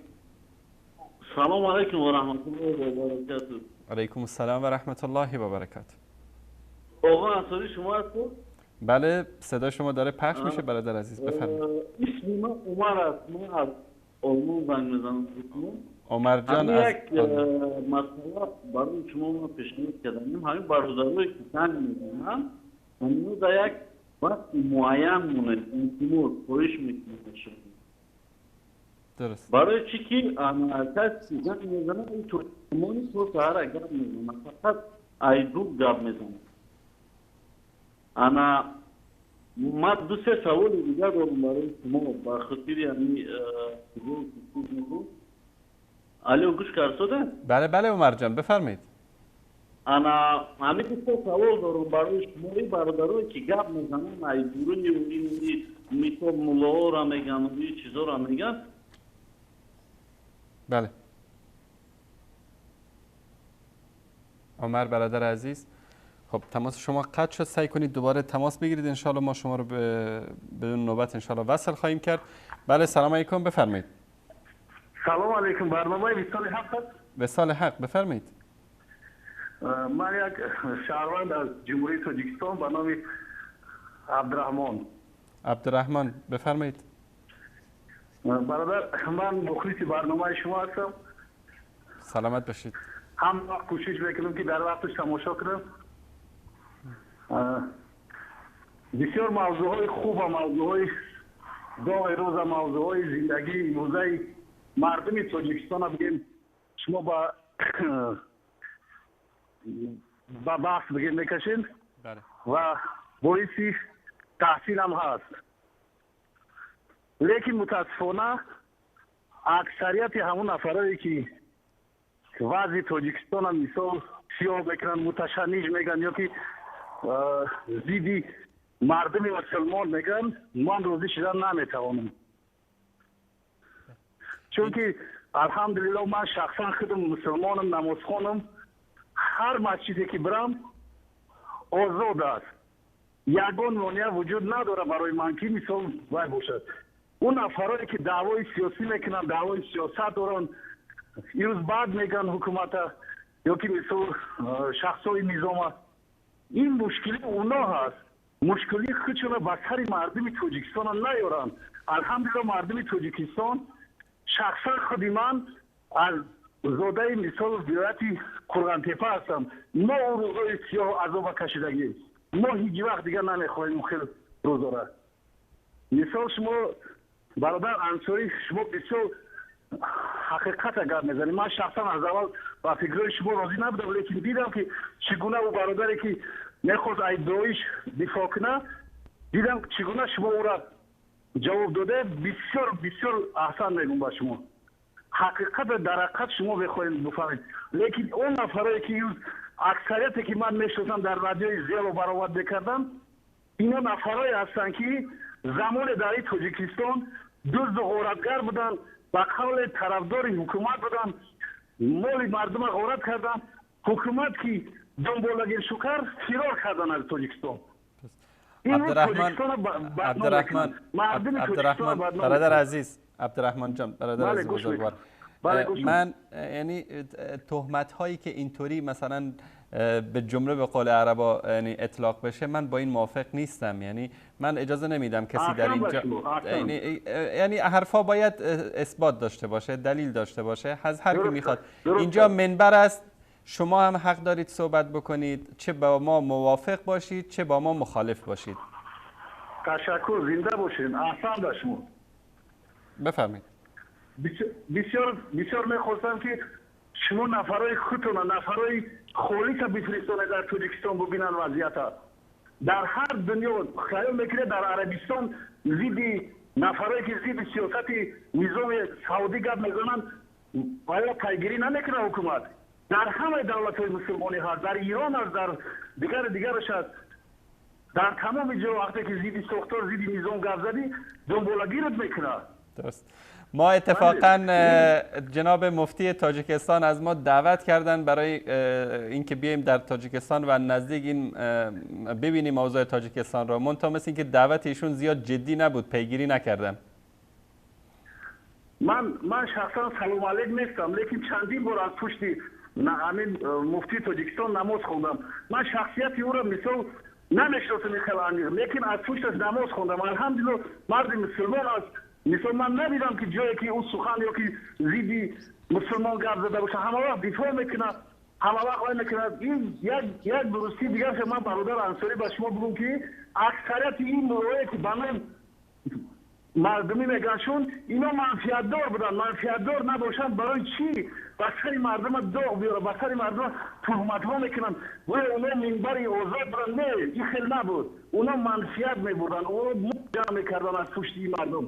این روز که ندرستشون همه مال، این روز مردم هم مثال با دیگر چیز میکشونن، با دیگر طرف میکشونن، بر ضد حکومت شروعنن. شما بهترین است که نفران خالیص خودتون را بفرستانید، وضعیت تاجیکستان را بآموزین، تحلیل کنید، بعدا در موضوع ریش سطح خدا شاهد است، خدا شاهد است. اولاد من همش ریش دارد، شخصا من ندارم، لیکن اولاد من همش ریش دارد. من جای ندیدم که اولاد من مثال گفته باشه که مرا مشکل ایجاد شده است. درست. تشکر از شما نسبتی آقای عبدالرحمن. دیگرش به حساب است. ما الحمدلله زنی خودم سطر داره. من هیچ وقت هم مثال نمیگذارم که کسی او را مثال گپ زیادی بزنه. درست. تشکر آقا. من مردم هم مثال بایگان مال دنیا نمیچیم. درست. تشکر برادر عزیز آقای عبدالرحمن.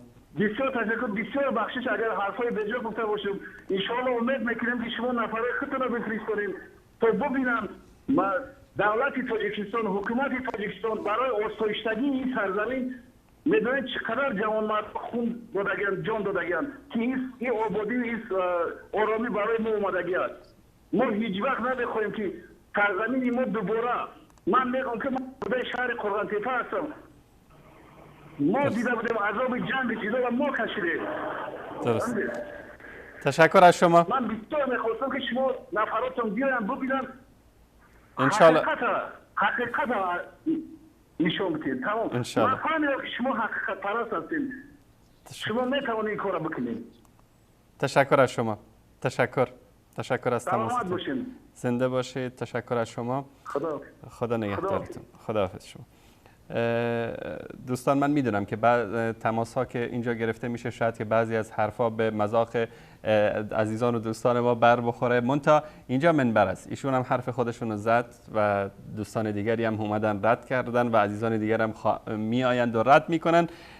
این منبر است و موافق و مخالف میتونه اظهار نظر بکنه. تماس بعدی رو هم از تاجیکستان میگیریم. سلام علیکم، بفرمایید.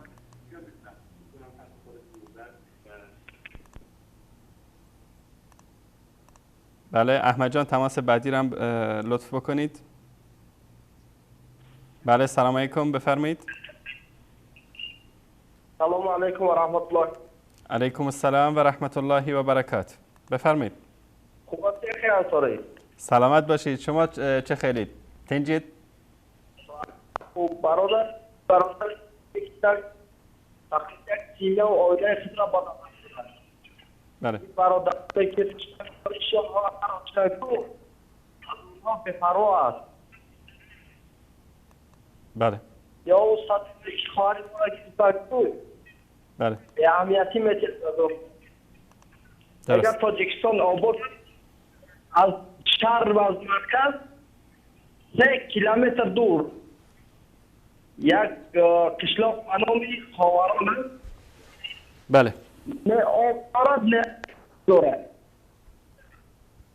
امی سوریه که جنگ است رای او قشلاق خاوران هم درست. تشکر از شما برادر عزیز. من عذر میخوام صدای شما کمی مشکل داره، دوباره اگر تماس بگیرید انشاءالله سعی میکنیم شما را بدون نوبت وصل بکنیم. من عزیزانمون برادران عزیز تاجیک بعضی تصاویر رو برای من فرستادن که جا داره اینجا نشون بدیم. دوستان این عکس رو نشون بدن. ایشان سراج الدین یکی از علمای تاجیکستان است. تشکر احمد جان. به ریش ایشون توجه بکنید. یک بار دیگه احمد جان نشون بده تصویر رو. بله تشکر میکنم. الان من تصویری که از ایشون است بعد از تراشیدن ریش، این ریش ایشون رو به زور تراشیدن. این تصویر از ایشون هست که بعد از اینکه به اجبار و اکراه ریش ایشون رو تراشیدن. تشکر احمد جان. این تصویر یکی از برادران تاجیک است که ریش دارد و این تصویر ایشون بعد از اینکه ریششون رو تراشیدن به زور. و اینجا دوستان فرستادن این تصاویر رو و از من خواستن که نشون بدم در برنامه. قضیه تراشیدن ریش واقعیت انکارناپذیر است که این مدارک نشون میده که بله واقعا همچین چیزی وجود داره. حالا بعضی از دوستان اگر میان انکار میکنن دیگه من نمیدونم چی بگم در این مورد. بله سلام علیکم، بفرمایید. سلام علیکم و رحمت الله و برکاته. علیکم السلام و رحمت الله و برکاته. برادر جان، التماس در حق مردم تاجیک، در حق رهبران تاجیک دعا کنید که خدا تعالی که آنها را هدایت کنند. آمین آمین آمین. سلام علیکم و رحمت الله و برکاته. علیکم السلام و رحمت الله و برکاته. تشکر از شما. بله این دعا خیلی مهم هست. نکته خیلی مهمی رو اشاره کردن از یکی از علمای سلف، دقیقاً یادم نیست از تابعین است فکر کنم، وقتی که از ایشون میگه که اگر که کسی میپرسه اگر که الله سبحانه و تعالی برای تو یک دعای مستجاب قرار بده، این دعای مستجاب رو برای کی میکنی؟ خداوند به شما بگه که شما یک دعا حق داری بکنی، همین دعای تو رو من قبول میکنم. این بزرگوار فرمود که این دعا رو برای حاکم یا برای امیر یا برای امام مسلمان ها میکنم. چرا؟ چون صلاح او و اصلاح این شخص اصلاح همه جامعه و اصلاح همه امت هست. پس دعا حتما دعا بکنید. دعا تیرهایی است که مؤمنین در نیمه های شب به طرف ظالمین پرتاب میکنن و اگر یکی از اینها اصابت بکنه به این ظالم هیچ وقت امیدی برای رهایی او نخواهد بود. بله سلام علیکم، بفرمایید. سلام علیکم. این شبکه وصال حق است؟ شبکه وصال حق، بفرمایید. انا میخواستم این درباره موضوع تاجیکستان است. بله بفرمایید. برادر افهمید که ما یکی از خطیبای شهر دوشنبه را جانشین شیم. بله. این برادر که گفت قرآن تیتا زنده گفت همه امنیت های باور کنید واللهی به خدا قسم میخورم ما وقتی که در مسجد میخوایم پیش شام یا بعد پیشین امر معروف کنیم درباره حجاب ریش، ما را میگن که حکومت تنها در روز جمعه اجازه داده، دیگه وقتا من شده است ما نمیتونیم که شما گپ زنید امر معروف یا نهی منکر کنید. الله المستعان. و دویمش که در وضع مدرسه شهر دوشنبه حقیقت بنام اون مدرسه بنام مدرسه امام اعظم است، اما درش خولیه برادر اسلامی حق در اونجا نیست. ما دانشجوی همو دانشکده هستیم. وقت در یک کنفرانساش برآمد کردیم، ما را نماندن که از حق دفاع کنیم. برای لباس خواهران گپ زدیم، برای پوشنه بلند پوشیدن خواهران گپ زدیم. ما را میگن که اولی وقت این سخنان نیست، شما این سخنان را چی نگین. باز یک خواهر دیگر اسلامی با ما عرضه کرد که وقتی ما درس ایدئولوژی میخوندیم، همین مفتی سید مکرمی روش منسوخ شده، میگه من روم پشاندگی بود، آمد درسی ما را گفت این نخابت را دیگه از رویت که آنقدر خوب نمی نمویی. بعدا اون خواهر میگه از حساب همین سخن که مرا بسیار برای حجابم اذیت میداد، ما همون درسای ایدئولوژی را ترک کردم، دیگه به سوی مدرسه نرفتم. درست. اما ما در مسجد سخن حق هم میخواهیم گپ زنیم. یکی از جانشینای خطیبای شهر دوشنبه را جانشینش هستیم، حقیقت هم میخواهیم گپ زنیم درباره حجاب، درباره دعیوسی که پیامبر خدا صلی الله علیه و آله چی گفته است که اکثر مردهای تاجیکستان دعیوس هستند، چگونه که پیامبر خدا صلی الله علیه و آله در حدیث میفرمایند دعیوس داخل جنت نمیشود هرچند چی نماز و روزه هم داشته باشد.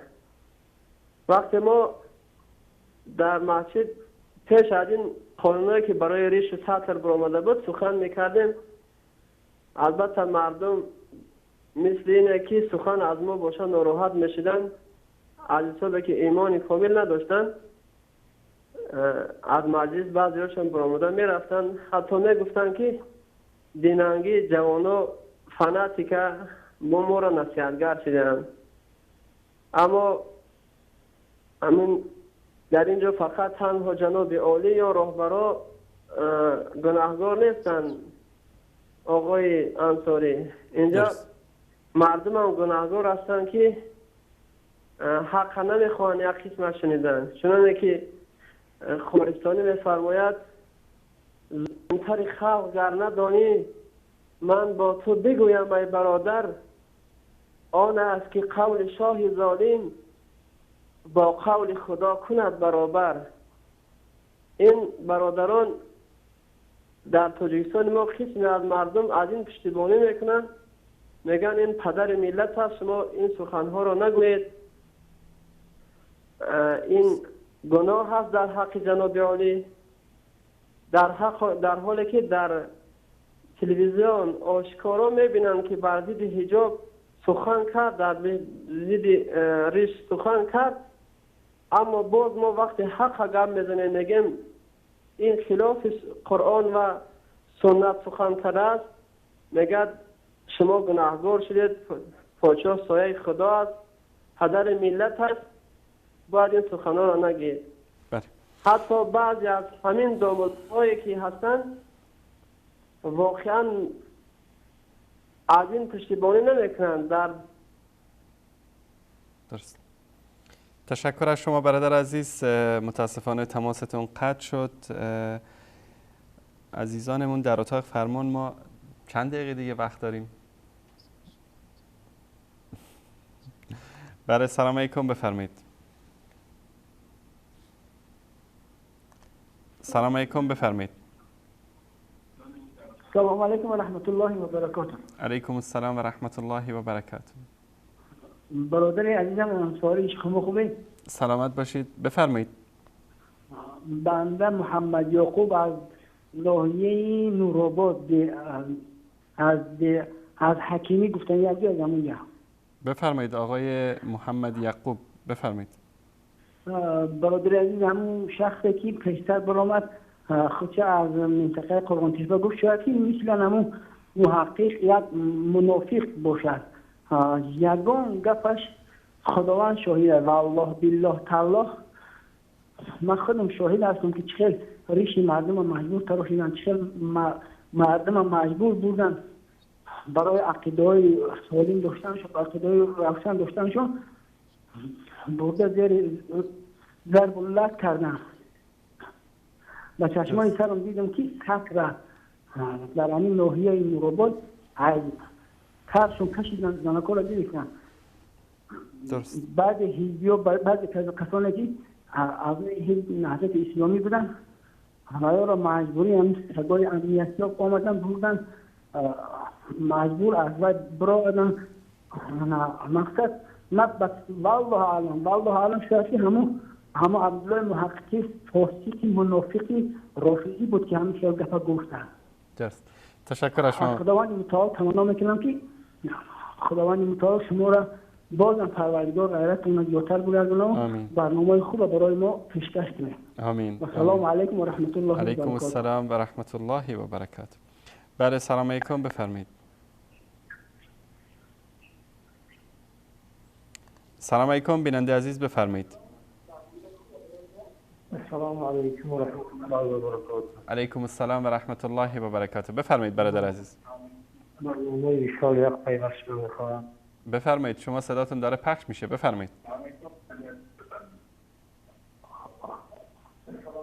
من از تاجیکستان هستم میخواهم با آقای انصاری با تماس باشم.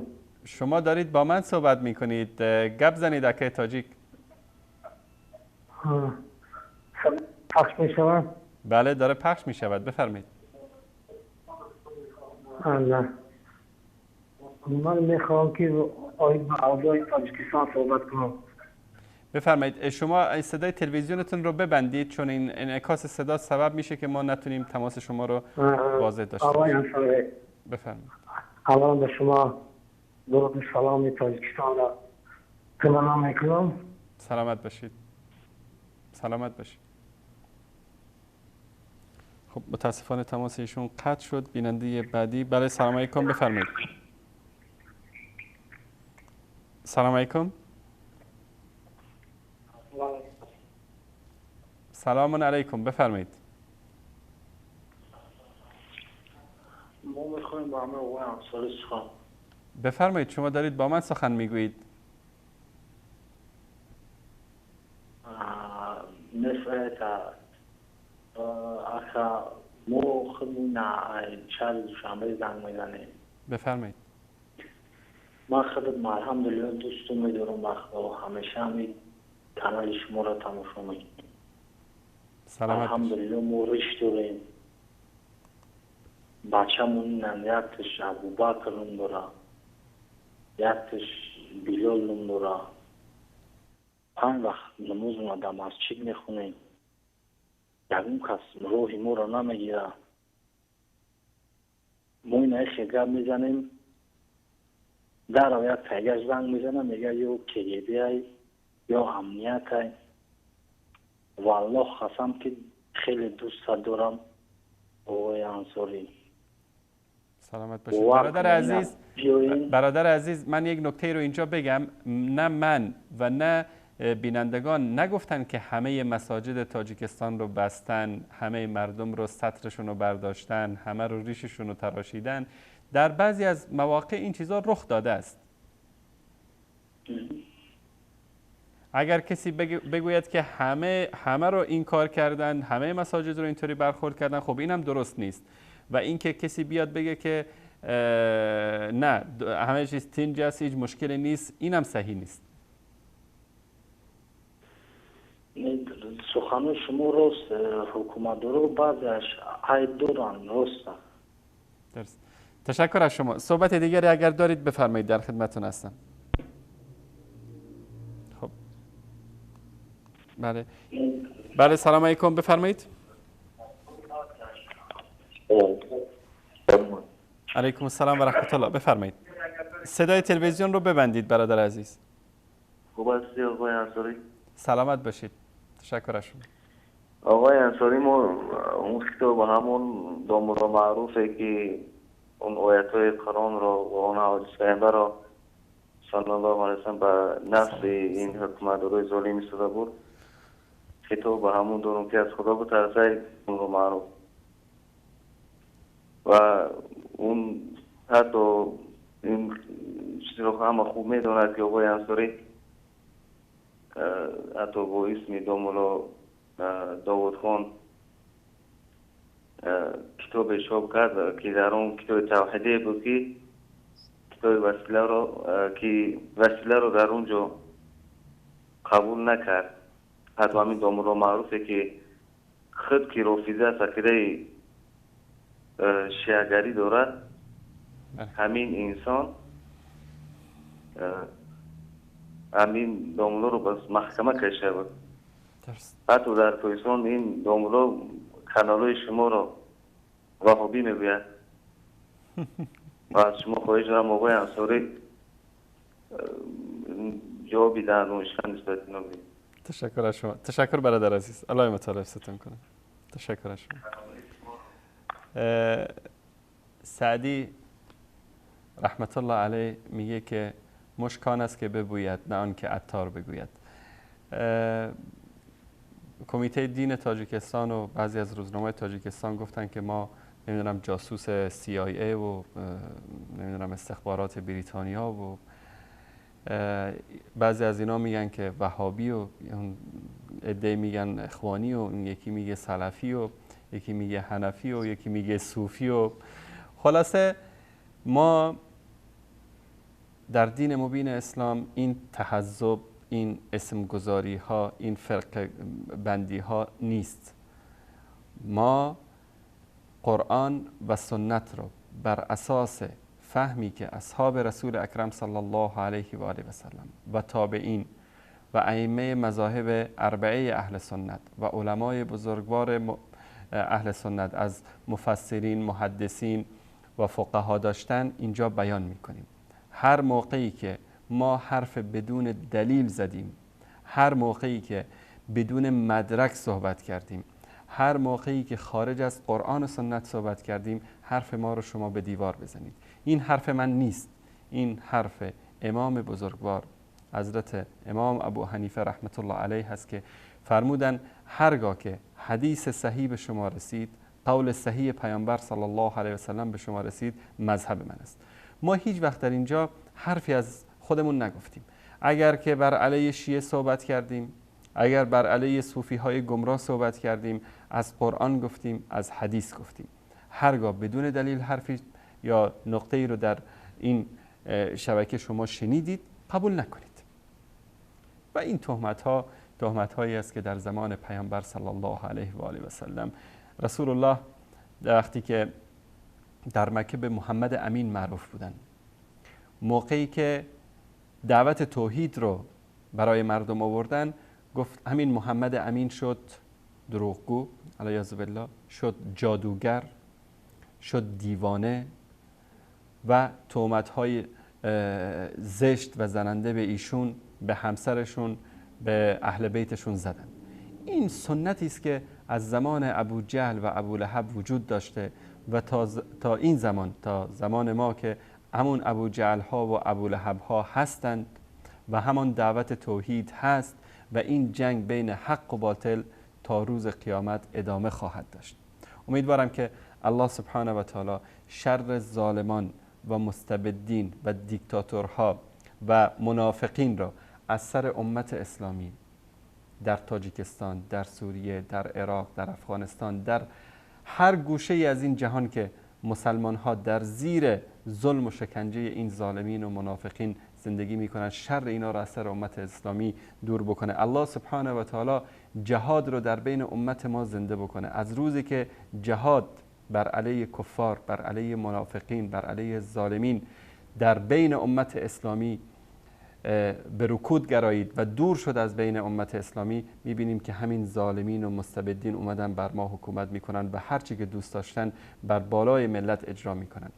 الله سبحانه و تعالی توفیق پیروی از قرآن کریم و از سنت رسول اکرم صلی الله علیه و آله و سلم به من و به همه شما عزیزان نصیب بکنه. تشکر ویژه دارم از جناب استاد سلیمان دولتوف، از استاد سهراب نظر ظفر میبخشید و استاد سیف الله مهاجر تاجیک در خارج از تاجیکستان، از این عزیزانی که صحبت کردن و از تک تک بینندگان عزیزی که تماس گرفتن، از همکاران عزیزمون که در تهیه این برنامه سر پا الان در اتاق کنترل ایستادن و زحمت کشیدن، جناب استاد سلیمانی و بقیه همراهانشون. از تک تک شما عزیزان تشکر میکنم. الله سبحانه و تعالی در موازین حسناتتون قرار بده یا لا ینفع مال ولا بنون. و صلی الله علی سیدنا و حبیبنا محمد و علی آله و صحبه اجمعین و السلام علیکم و رحمت الله و برکاته.